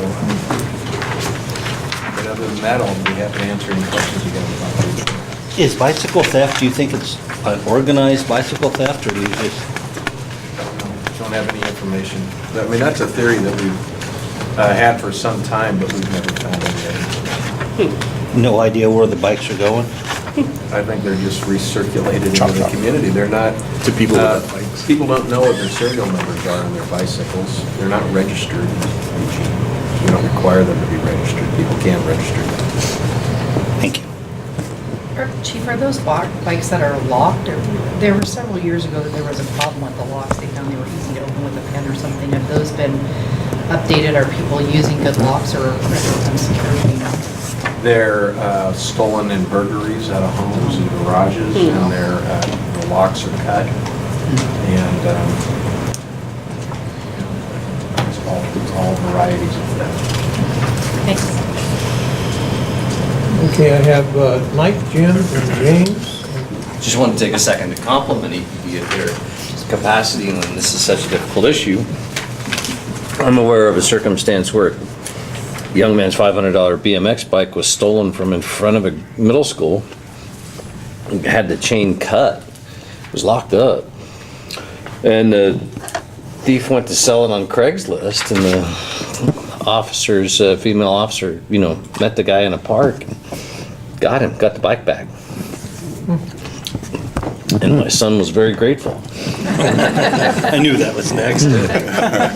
We run bicycle stings too, They're pretty productive. What's a sting where you put a bike out? It's a decoy bicycle. We'll set out until somebody steals it. Unlocked? Both. Yeah, something. If I could comment on that. I run Facebook pages for different groups of the community here, and I have one for the neighborhood I live in, Friendly, 18th to 28th, and Amazon Creek to Chambers. And I think last week we may have seen one of your bikes, but it was reported to the neighborhood Facebook page by a citizen who says, if this is your bike sitting on this corner for the last 2 years. And so there was quite a discussion as everybody tried to figure out whose bike that was. But it being a relatively honest neighborhood, it sat there despite being advertised as a dog for a couple of days. Is it one of yours? No, not one of ours. But I mean, the people that we arrest are people with records of theft and burglary. So I have Jim and James. Did someone else have a hand up? Jim? I wanted to comment that I was looking at the year-to-date numbers, 14 to 15, huge reductions in everything except, like you said, bike theft for the most part. Do you attribute that to anything in particular? I'm watching it a little longer. I hope that we've had some effect. And the new jail beds that I'm we've sorry, got that was something I- probably made a difference, are probably making a difference. But we got a new records management system a year and 4 months ago. So I'm still watching the numbers to make sure they're valid, and they aren't really representing a change in the new way of counting crime. Mr. Wright, I did think about the jail beds, is that being? But this is a comparison to last year when we had the new Yeah, we had RMS, it, so we had it it in does place. look positive. Yeah, it looks great. I also wanted to comment on, under your activities, there's a Department Certificate of State Accreditation. What was that? Yeah, we subscribe to the Oregon Accreditation Association. Sergeant Lowen, who's in the back, joined me over at the Oregon Chiefs of Police Association when we were awarded the accreditation certificate. Sergeant Lowen worked on it for about a year and made sure, working together with the association, that our policies were up to date and that we had evidence to support that we comply with our policies. Great. It's quite a bit of work, and he did a great job, and it's mostly I know that it's an internal thing. It's confidence builder to know that that we're doing things the way we should be. Hey, good job, Matt. Putting it all together. Atta boy. And one last thing. Eugene Safety Town, hasn't that been kind of on and off again the last few years, or has it? I know they. No, we've been pretty consistent. Have you been consistent with that? Yeah. And It was, I guess, it was the huge program that we used to. Oh, yeah, the Prevention Prevention Yeah, Convention, that's what I was trying to do. Prevention Yeah, that was a pretty expensive operation. It was hard for us to show that it had an effect on crime. Great outreach, but expensive. Yeah, I'm glad to see that this is still going. Yeah, this I think pays for that's itself. important, so, thank you. Thank you, James. Yeah, back to the bike. I have called in a couple of those bikes, so I don't know, being abandoned, seem like they're abandoned out on the streets and stuff, not secure. I phoned a couple of those in before, so I don't know, maybe that might have put a little damper on the process a little bit, maybe. But I talked to a few neighborhood associations, and one in particular, I met a gentleman over at River Road, and he was very excited about the opportunity, about the Citizen Police Academy. So I was wondering if you have any updates on that, and how is that going to be out, and what does that look like now? Well, I'll tell you. The Citizen Police Academy started here about 25 years ago, before there was a police commission or a civilian review board or a civilian oversight system like we have now with an independent police auditor. And like a lot of police departments, there was a lot of question in our community about why we do business the way we do, and there was concern and questions of trusting the police. So we started the Citizen Police Academy, but then with the implementation or the institution of the Police Commission and then the CRB, it became less and less relevant, and it really became more of a place, a discovery channel, for 12-week discovery channel for people, and not really aiding us in the way that it had initially. So then it was also expensive, so I canceled it and wanted to spend a couple years looking at the community and asking what we could do differently with that money. And here's what I've decided to do. There are two populations in Eugene where I think we need to, for completely different reasons, need to have better relations. The first is recent immigrants.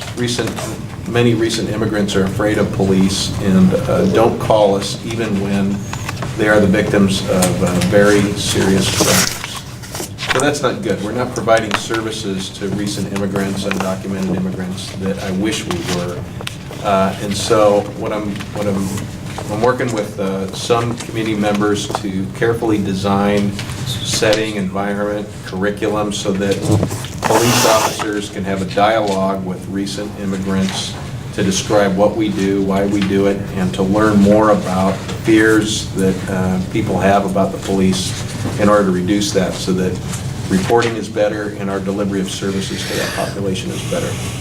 And then the other, which has become, pretty obvious to all of us in law enforcement, is young people of color, late teens, to mid-20s, like to have a civilian police academy that is tailored uniquely to that population. And both of those would be by invitation only, so that we carefully have the right, participants in each of those, at least in the first pilot effort of it. So that's where that's going. Okay, can just follow up on that. With the police commission, Chief, do you see any value of having members of the police commission participate in that? Sure, yeah. So when I you... really thought about that, but yes, I can see that. Since the mission of the police commission is to help to continue to build bridges or repair bridges and stuff with the community and stuff, might be an opportunity to provide some support and stuff and be like a counterweight as far as some type of vision or disbelief may be associated with. So just thought I'd throw that out. Good, yeah, thanks for mentioning that.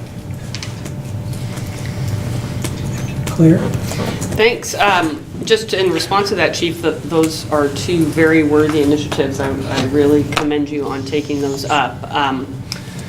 The immigrant community is often invisible to the rest of us who aren't a part of it, and that lack of service and the victimization that goes on there is real. So I'm very glad to hear that.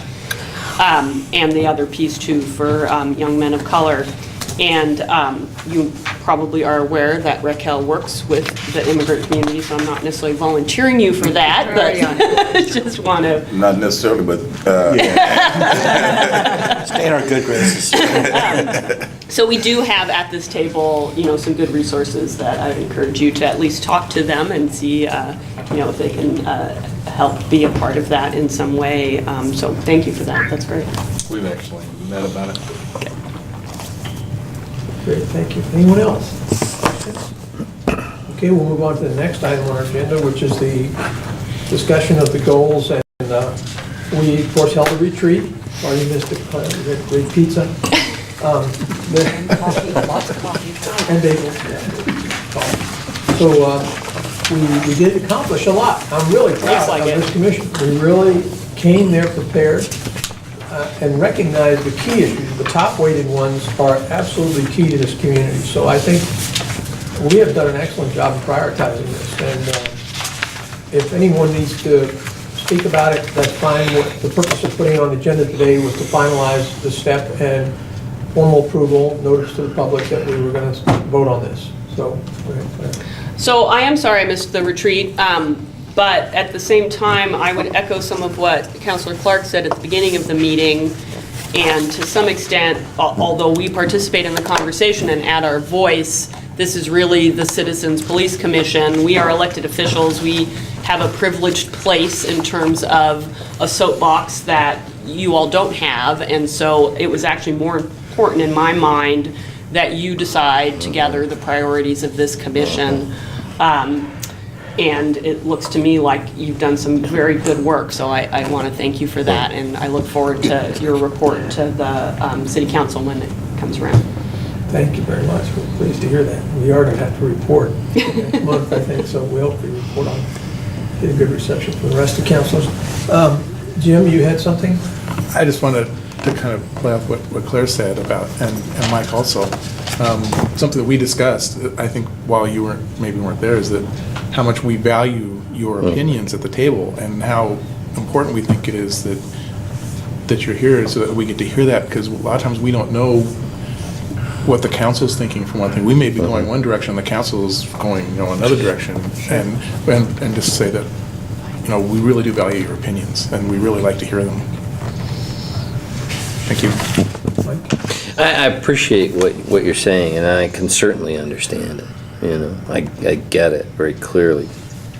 I would say, however, though, that sometimes it's better for the chief, because that's, like the policies are written with officers as the most important audience of what comes out in that policy. The deliberations of this group, the chief is the most important audience. Sure, there are times when council may want to, to get more information, maybe even deliberate or discuss or comment on things, but typically it's making sure that the chief hears directly from unvarnished feelings of people in the community so that he has something better tailored for the community that they serve. I can actually think of circumstances where having the political piece of a counselor voicing their opinion at the table, I mean, he's very bright and can handle all that very well, but it might even be more advantageous not to hear our voices in those cases. But, Never. But I appreciate what you're saying. I agree. Okay, I have James and Tamara next. Okay, I would, unfortunately, next month is my last meeting on the Police Commission, but I would encourage the Police Commission to item number 11 up there, to really take a look at that, in particular what people see or have seen in some of these incidents where a person being apprehended, there are 3 or 4 officers around and they got their knee on the head of the person that's been pushed into the ground, so to speak. That's not a good, that's a vision that some of the members and perhaps of the minority community has a vision and see that as something that is not the kind of, I mean, there are ways to arrest and stuff, and then there are, abusive styles which have been demonstrated in places like New York, Missouri, and other places like that. I've not seen that here in EPD. I think our officers are more professional than that and stuff. But it would be worth a look at some type of things, what images that we don't want to project and stuff. So just just kind of, I would encourage you to take a look at that and get some feedback. Thank you, James. Tamara? I think this is a good list. I think that you'll find other things, just like we have this year. You'll have emerging issues that come up that you, I think, left room here to work on. I think, it's a good start, and if I get the opportunity to present that to the city council, I'd be proud to say that's the work the police commission's going to be doing.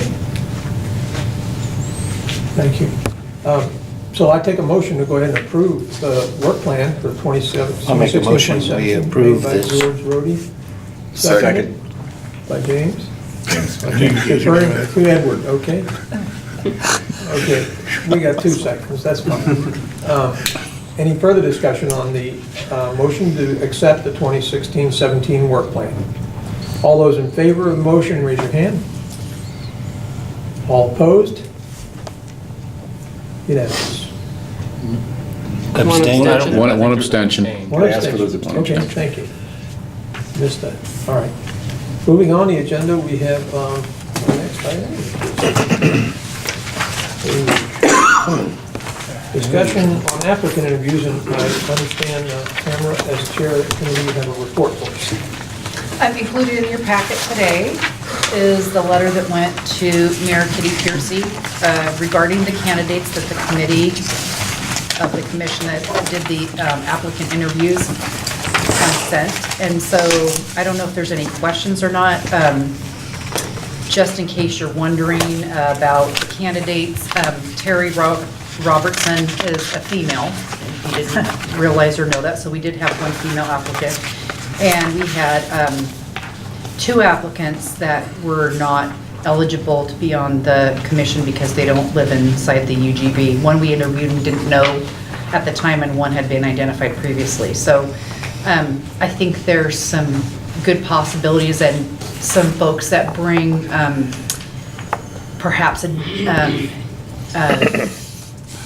that would bring a perspective to the commission that's either, is similar to someone going off in some cases, or have a fresh perspective that may not already be represented on the commission. So I think the mayor and the city council will make their decision based on information, but I'm glad we got the opportunity to weigh in. Are there any questions about the candidates or the interviews? I think all of you had an opportunity to see the applications. I think, Jeremy, you sent those out in a Friday update, so if you didn't have a chance to look at the actual applications of these folks, do you know how long ago that was? It was sent out, that was in, I think it was 4 weeks ago. I can forward it on if, or I can resend it out if anybody would like. And the city council will be taking a greater role in the appointment of boards and commission members this time, I think. Is that right? Well, we take a role in boards and commissions in general. Every time. Is it different this time? No? No. You go like consent agenda? I thought you were looking at the applications this time or something. We always, We always do. We get a complete book this thick. Okay, every I day. thought there was something different. I didn't realize it was the same. I was told that it might be changing Oh. this time around, Okay. but I guess due to the bulk that you were receiving, they decided to stay the same. Oh, okay, thank you, because Well- that's what I didn't didn't see it understand as well. That, and over time, the staff's tried to do a lot of things that'll make it easier on us, and how to pare down so we don't have questions. But frankly, there's a lot of times where, and I've been one chief one's doing it, saying, no, I want all the applications. I want to see everybody, just even if they've been, reviewed and maybe they're not, because maybe I might have a different opinion, because we still have the opportunity to appoint anybody we want to, anybody that we can count to 5, whether they applied or not, frankly. So. thanks for doing this. Yeah. That's what I wanted to say. Thank you very much for doing that, and we appreciate you always come forward and helped us with this and experience in doing that. That's made this a good, smooth process. Great And leader. thanks to the other two folks on the committee, Joe and George, who participated in that Yeah. process too. We appreciate your help.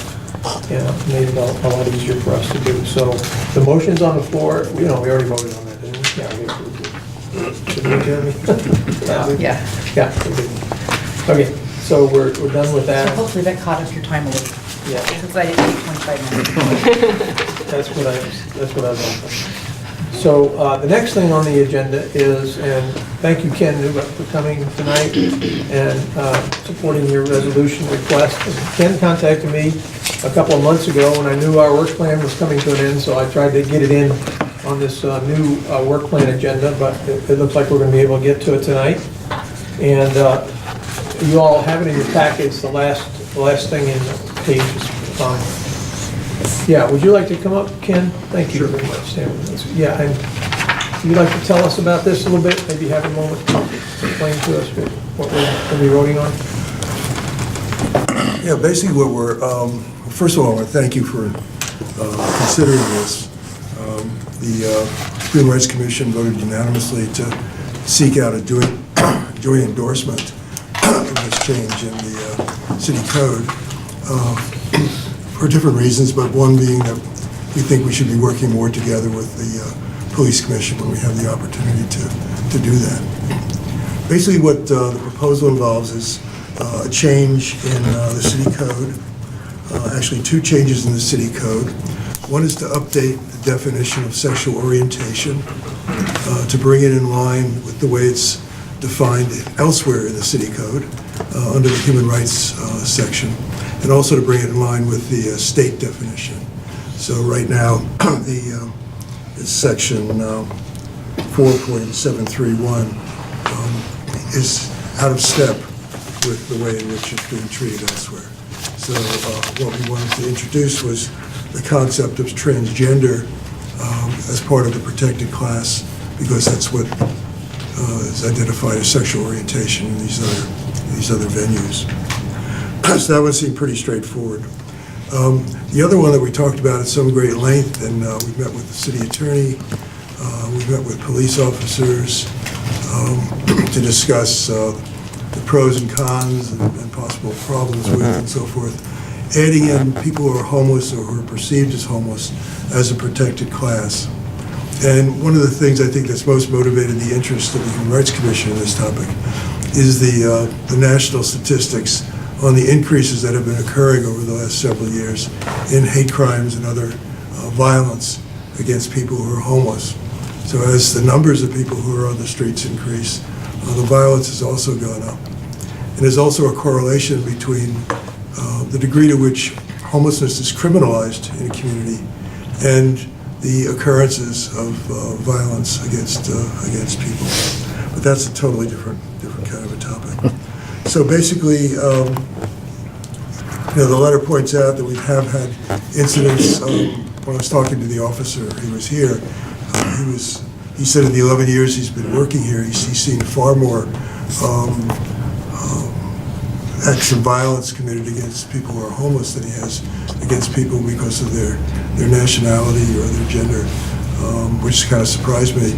But he's seen cases, so he knew what we were talking about.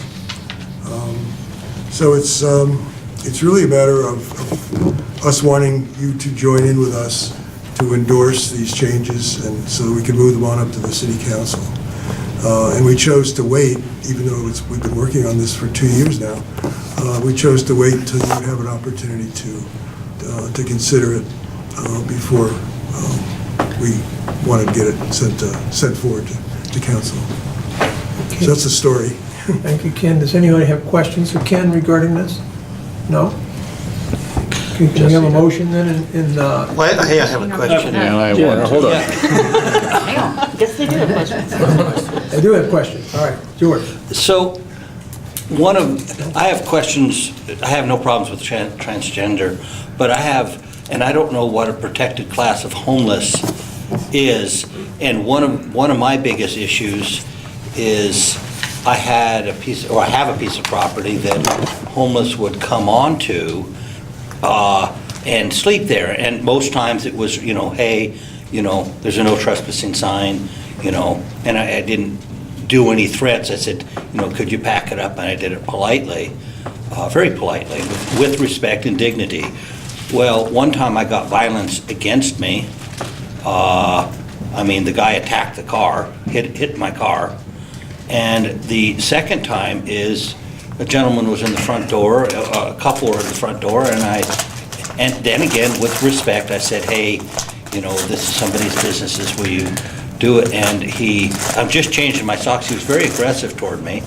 And then he left. I said, hey, you forgot your socks. And he came charging at me and said, I don't have anything to lose. You back off. I don't have anything to lose. So my question to you is, in these situations, would I be losing rights because they have rights because they're homeless or apparent homeless? And if that's the case, I would have unless I have a light going off and I have time to talk about it because I know it's a huge, huge problem and I don't know of any solution. But would I be losing rights because these are perceived homeless?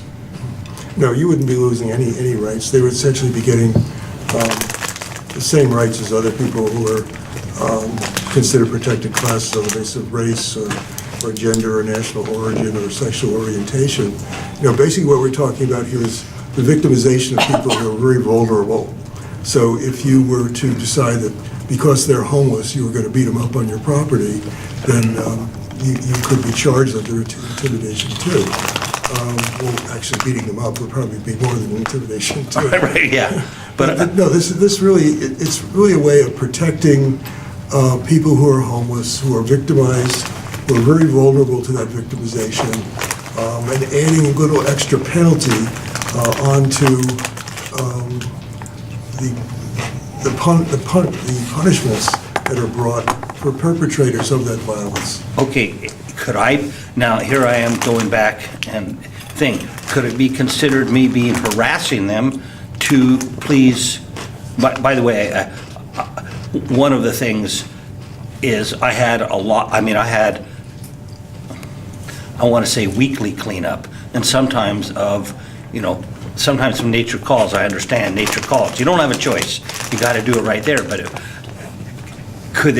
for me, I have this paranoia of getting in a situation where I, as John Public, would be considered harassing them in the situation. And I'm still having, even after you're talking, I still have, that paranoia of, am I harassing these people to ask them to remove or get off the property or something like that? Because I guess it could perceive as harassment doing that. So therefore, it brings out some fears.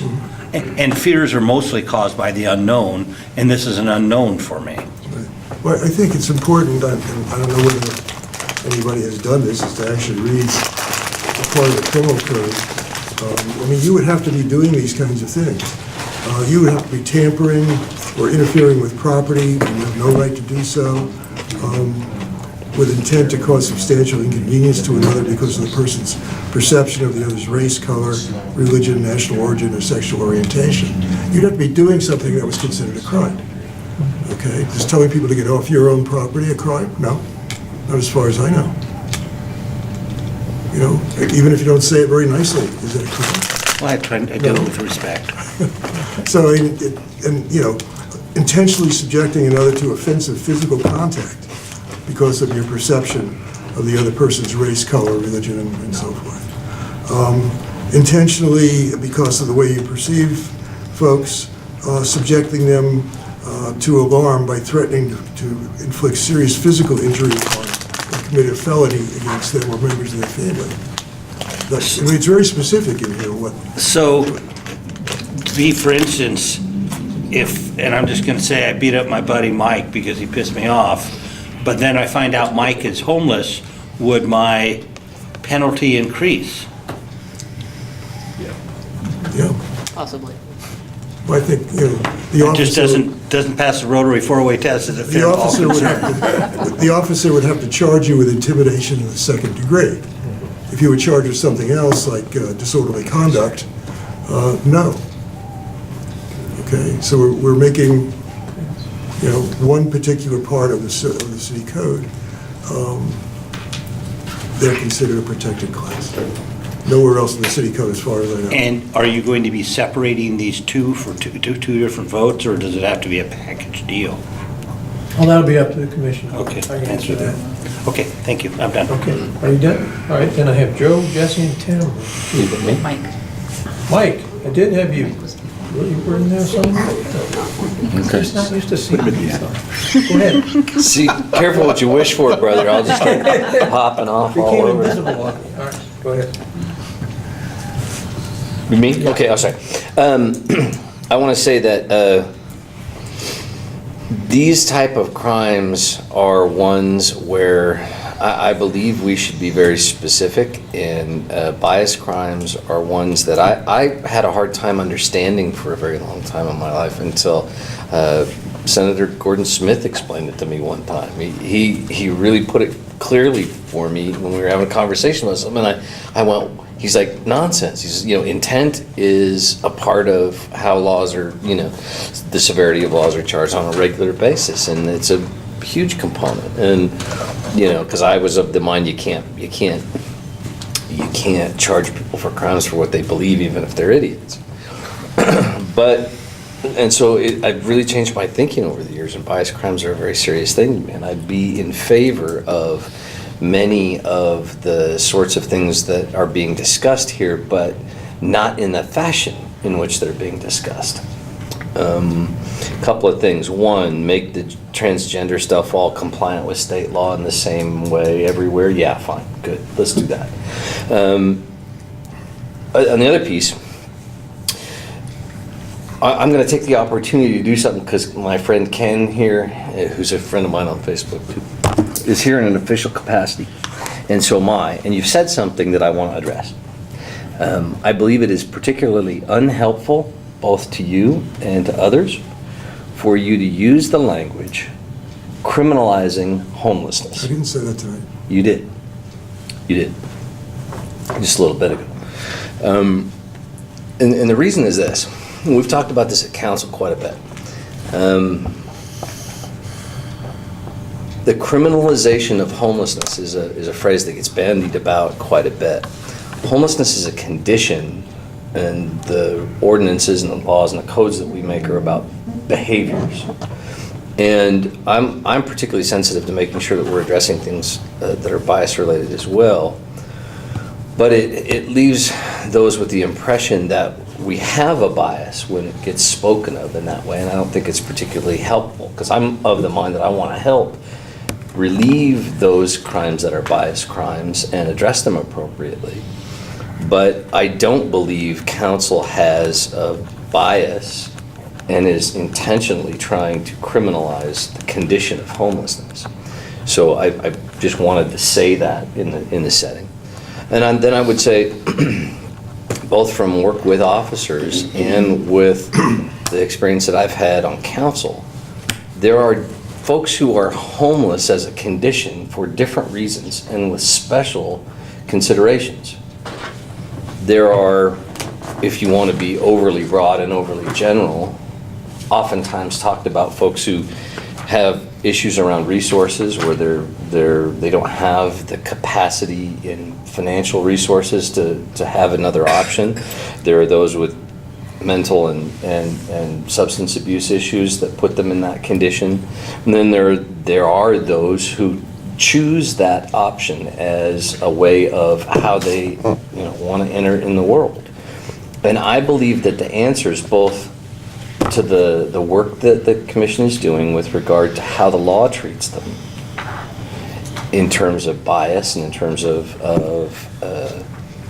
intent, you have to deal with the submodalities of each of those three kind of different methods and behaviors that are associated with those kind of conditions. And so I'd be happy to have that conversation, but I don't think we can be ready to say, we make broad generalizations especially about changing crime definitions until we're more specific about the behaviors that are being responded to. Hope that helps. Okay, I have Joe, Jesse, Tamara, Jim, and Edward. Yeah. Regarding the homeless, when we did the anti-bias-based policing, the professional behavior policy, we took the term economic status as a protected class. That was added to that language specifically for people who were homeless. Is that language that you've considered, or because I guess I just reading this paragraph, it just struck me that that might be a better phrase for that. Yeah, we did have a conversation around that with the city attorney. I'm not an attorney, I'm not trained in police matters, but as I understood it, he was concerned actually this was an assistant city attorney, he was concerned, and a former defense attorney, he was concerned that people who were prosecuting and defending crimes, both the prosecutor and the defense, knew exactly what they were dealing with, and that economic status could be too broad a concept. And so I think in this case, what our commission felt we should do is just leave it up to the city attorney to figure out what the best language is for what we're trying to get at, which is really the folks who are homeless, and live with that. We didn't know whether to use housing status. I know that there's a profiling bill or an anti-profiling bill, House Bill 2002, which looks like it's going to go through. I was up in Seattle yesterday. And they include in their profiling bill homelessness. And it seems to be the term that's being used. There's not many places that give protected class status to people who are homeless. Washington, D.C., New York, and maybe a couple of others.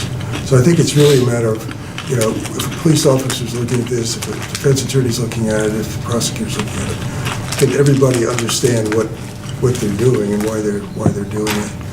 And if people like using housing status, but really like using homelessness for the purposes of the law, then we would have no problem with that so long as the intent, the outcome of protecting people who are homeless is there.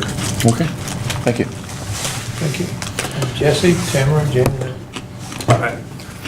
When I interviewed with the mayor 4 years ago to get on the police commission, I told her one of the priorities I wanted to address was economic disparity, or the police dealing with people of different economic classes disparately. I'm not unsympathetic to this, but we deal with what the police do. We deal with police policies, and I look through the goals and the mission statement, and I don't think the police or the police commission have any place putting forward legislation or ideas about criminal laws. Every 2 years, a new set of criminal laws comes out, and it becomes ever thicker every 2 years. There are more and more laws that we have to live by. The criminal justice system becomes more and more complex, and with the complexity, it becomes less and less just, in my opinion, because it is more difficult to justly administer the laws. Mistakes are made all the time, and that's what the appellate courts are dealing with, is the mistakes that are made at the trial court level. Assault is a crime, as is menacing and harassment and theft and criminal mischief. These things are all already crimes. And in sentencing, the decision can be made how severe a sentence should be based on the reason for the conduct. A assault questionably could have been self-defense, but was on the other side of the line, should be treated differently in sentencing than an assault on a person because of whatever the reason, be the person to protect a class or someone who was wearing a Washington football team jersey. And that is not a different crime in and of itself. I cannot support, and I'm not going to support, us putting forward that we should expand the definition to create new crimes for people. In George's example, no, if you happen to commit a crime on somebody who does fall in one of these classes, it should not be intimidation in the second degree. The reason for committing the crime should have had to have been that the person was in one of these classes. But if you get charged with that crime, you're stuck in the position of proving that that was not your intent, that it was not that wasn't the reason that you did it. It's one more hurdle to get over to achieve justice. That's no questions, that's my commentary. Thank you. And Tamara, and then Jim, Edward?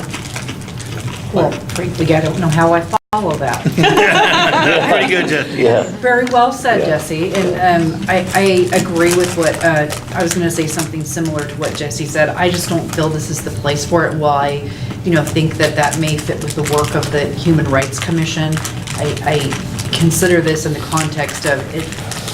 I don't see how it fits in with the Police Commission's charter or recommendations. We're, not charged with making recommendations to changes to the city code in our charter. And so while, the Human Rights Commission may have a different charge in their charter, I just don't feel this is the place for it. Thank you. And Jim, and Edward, and Clay. Well, when George was talking, I was thinking of an example. If George, with his business, if he has, a couple of homeless people that he wants, to move along, and he makes them move along, fine. But then maybe Mike and I are standing the same spot the next day, and we're, talking, and he doesn't make us move along. Does that make it a crime because he biasly asked the homeless people to move along, but yet he doesn't ask Mike and I to move along? So can he be charged with a biased crime because he asked a protected class to do something that he didn't ask Mike and I to do? No, because did he do any of the things that I just read out of the, did he threaten them with violence to their property or their bodies, or that of their family? Did he do any of the things that are in the code that are considered crimes? It's up on the screen. Well, well,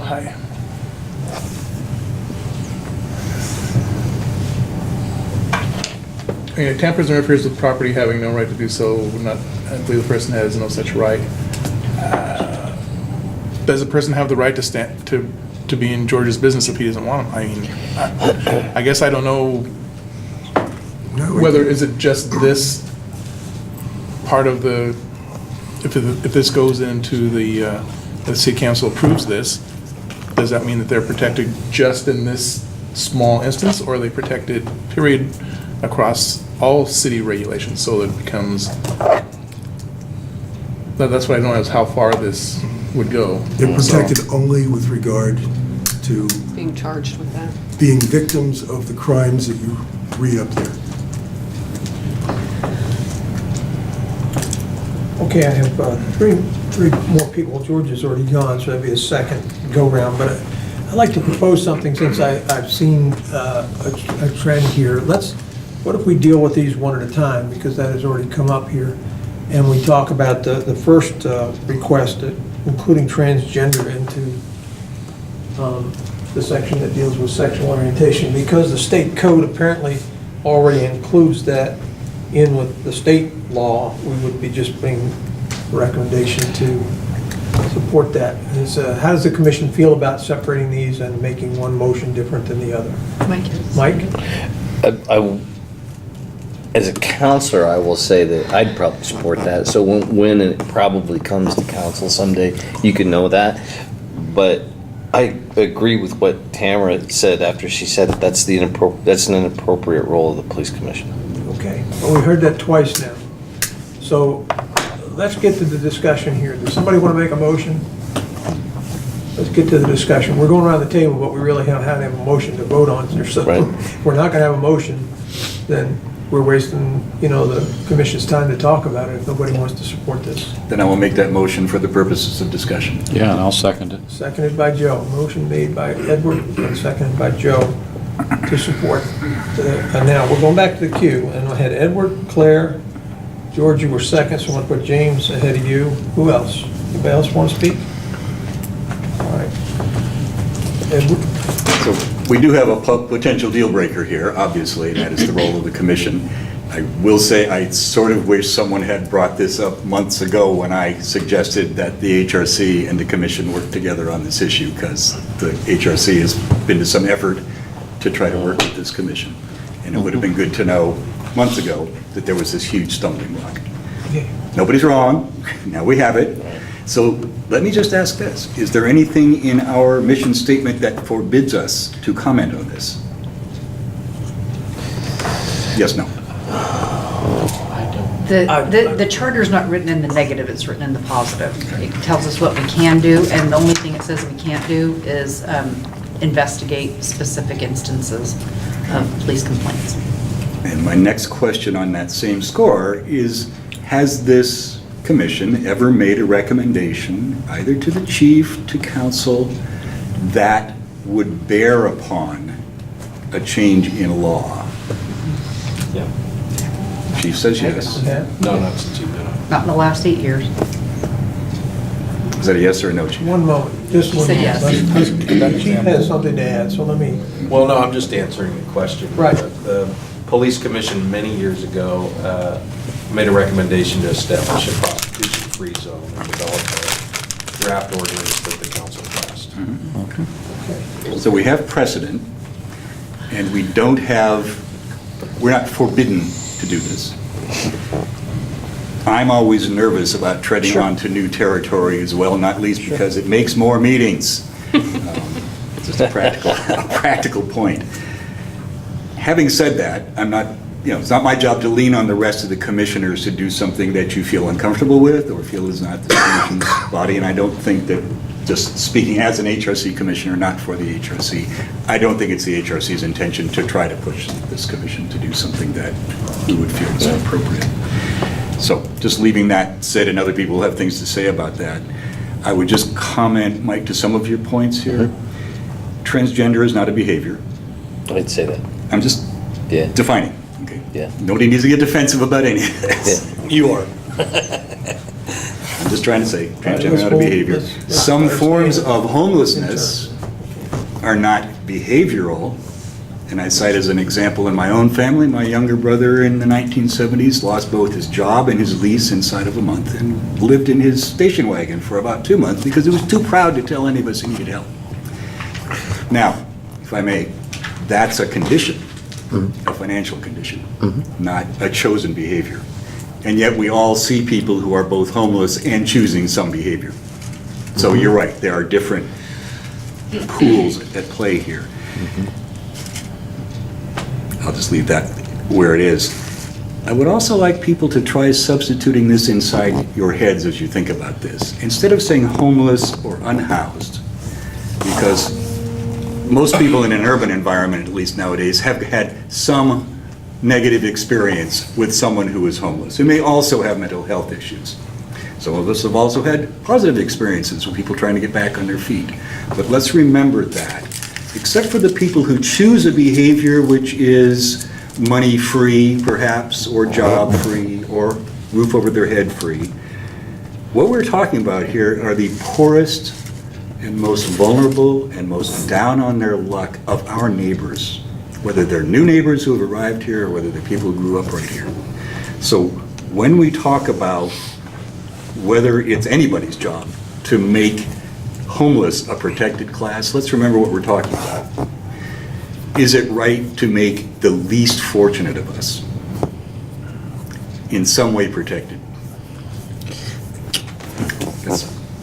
I'm not asking for a debate back and forth about this, that's just Thank my you, piece. and I'll remind the commissioner we're getting short on time, so I have Clara, James, second go-around, George and Joe. We can just keep it brief, please. Thank you. Sure. So I'll remain agnostic on whether or not it's the role of the police commission to weigh in on this. I think that, again, is one of those examples of something that you as a body should decide. I don't think you're prohibited from doing so, but it would, set a particular precedent. I think it's important to, and Ken's tried to articulate this, that the suggestion is to make a recommendation to the city council, so we're not trying to wordsmith a law right now, to add to what's already a criminal offense to protected classes. In addition, from my perspective, the transgendered piece would be a piece of housekeeping that we should do, and I appreciate the HRC working to bring that to the attention of the council, that we have that to do. The piece about folks who are unhoused obviously will engender debate if it comes before the council. I think it's a good debate for us to have.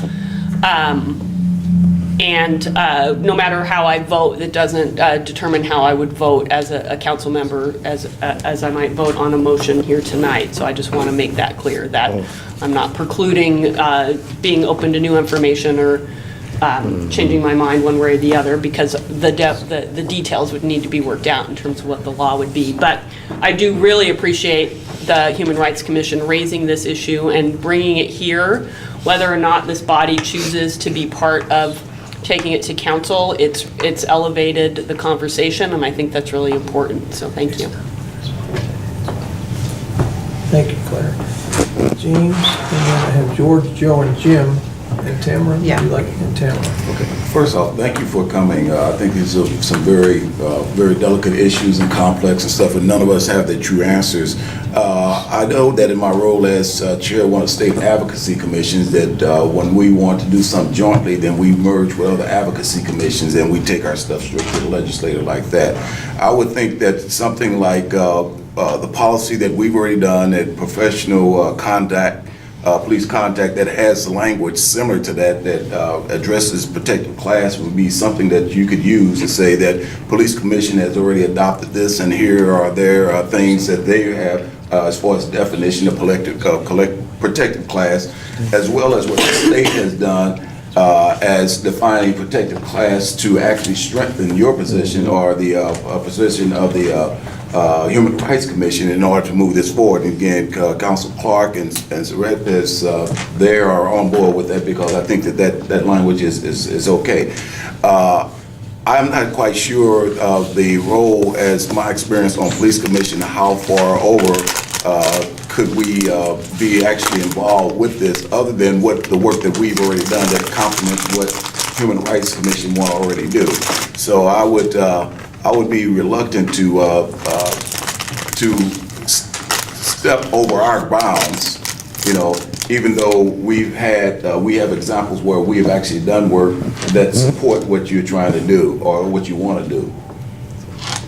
Thank you, Gene. We were about to start on the second round of questions, but I'm sensing where we're going with this, and in the interest of time, since we have finish up the agenda, I'm going to go ahead and call a question.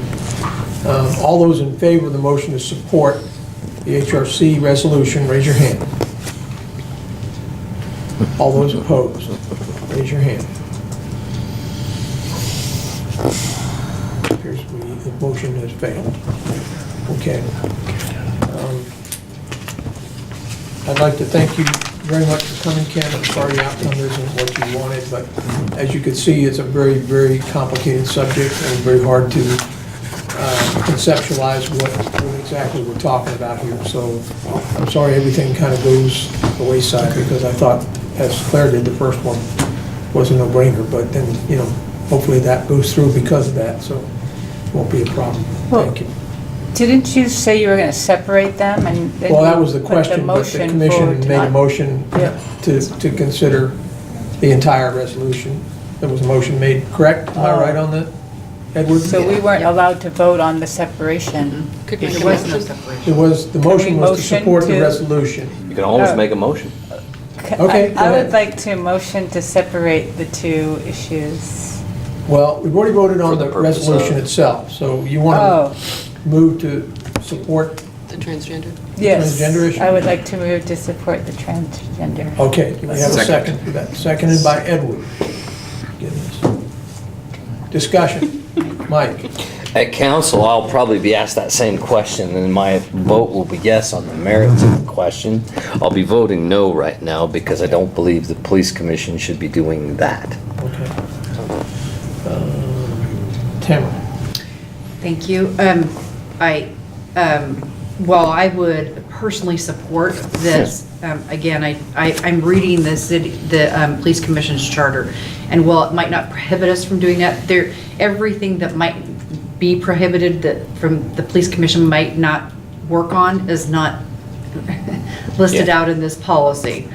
It tells us what we are supposed to be working on, and when I read this, it's all about policing and police policies. It does not say advise the city council on city ordinances and changes to city ordinances. For that reason, I can't support the motion. So Jim and then George. Tamara might remember this, a few years ago, at the height of when the homeless camped down under the overpass, we actually did have a vote in the police commission whether to send a message or a letter to city council to basically, I believe it was to have the police go in and clear out the homeless from underneath the bridge. I remember that was when the mayor had appointed herself to the commission, and as I remember right, that was a split vote right down the middle. Well, it was 6-6, 5-5, but so it didn't pass because of that. But we did debate that, and we did go through completely with a vote for that. So to me, that's precedent there, and there was no discussion about that. Wasn't something I don't remember that was any discussion about that not being something we should do, but it did present a precedent for us doing that. So Thank you, Jim. George? whether it's right or wrong, we did go through. The police were doing. Sorry, I didn't mean to. Okay. Okay, George? I think the police, at least my idea what the police commission's purpose and the good work you do in on this, I think are on possibly parallel tracks that shouldn't come together. So for that, I can't support it. I really appreciate the thought, particularly, and on both of them. I think there is a lot of work to be done, but I don't think it's the place of the police commission to do that. Thank you. Okay, anybody else?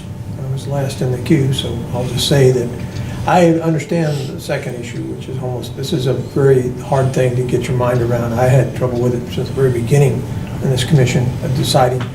I mean, Joe told me once it's the guy with the backpack. Well, I don't know that, for sure. I know there's other people that are homeless that don't have a backpack.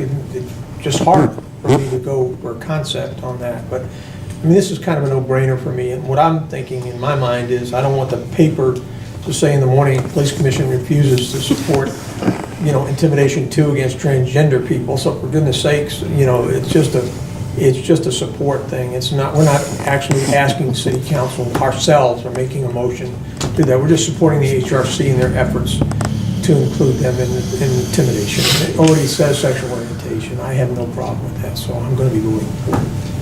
If there's no other, I'll take the vote now. All those in favor of Raquel's motion to support the Human Rights Commission in their efforts to get transgender included in the intimidation 2, raise your hand. All opposed? Okay, we got the 3? There's 3. 4. Sorry, I didn't see that one back there. Okay, that motion passes. We're done with that item on the agenda. Thank you again, Ken. Thank you. For coming in. Thank you, Ken. Thank you. Taking the time tonight. Thank you. We're going to go to our remarks by commissioners, and depending on how many remarks you got, we'll get out of here on time or not. Anybody want to start? George. I just want to thank all of you, and actually, Joe, I really want to appreciate you. You have, speaking of the homeless, you have really given me a lot of insight on homelessness, so I thank you. And everyone in here has given me insight on things that are, I've learned a lot, and I just really appreciate it, so thank you. I want to, let me thank Ken, thank you again. I applaud the work that the Human Rights Commission is doing and stuff, and I'm pretty sure that some of the other groups like LULAC and NAACP, letters from them and other things that we've done here as far as those definitions and to include the state will really strengthen the position that you're pursuing.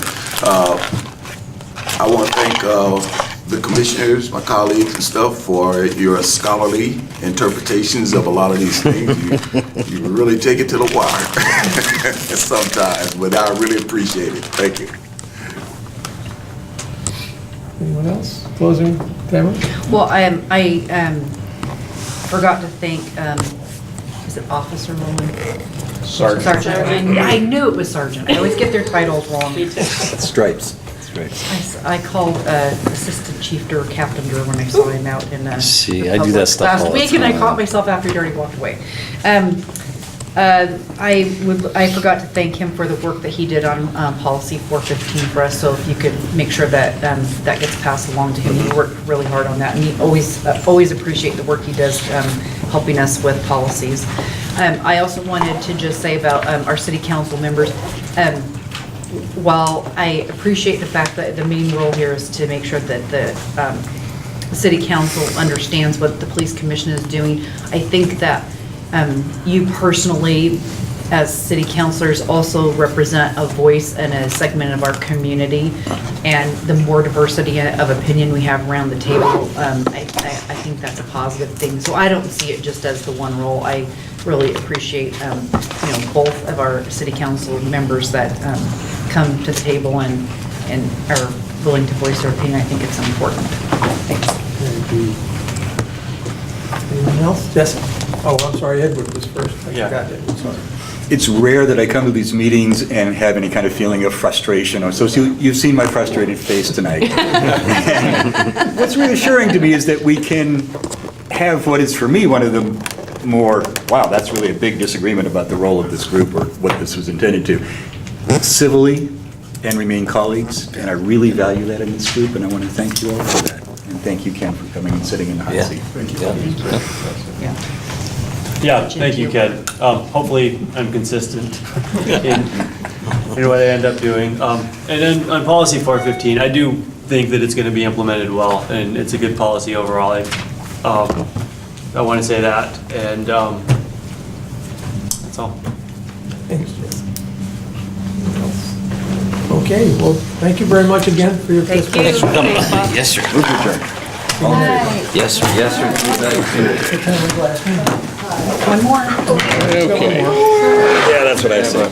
Little crisis.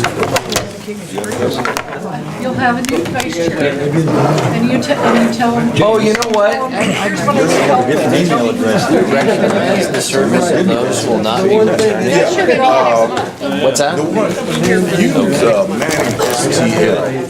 Use Manning STL at Gmail. Manning STL at Gmail. Right before my vacation to the Dominican Republic. Oh, wow. Yeah, you have my phone number, right? You have my phone number? I'll take that. 541-653-8604. I got more than you. Sorry, I didn't mean to. We're going to see one more meeting, right? Yes. Hi, so nice to see you. I'm never going to do away from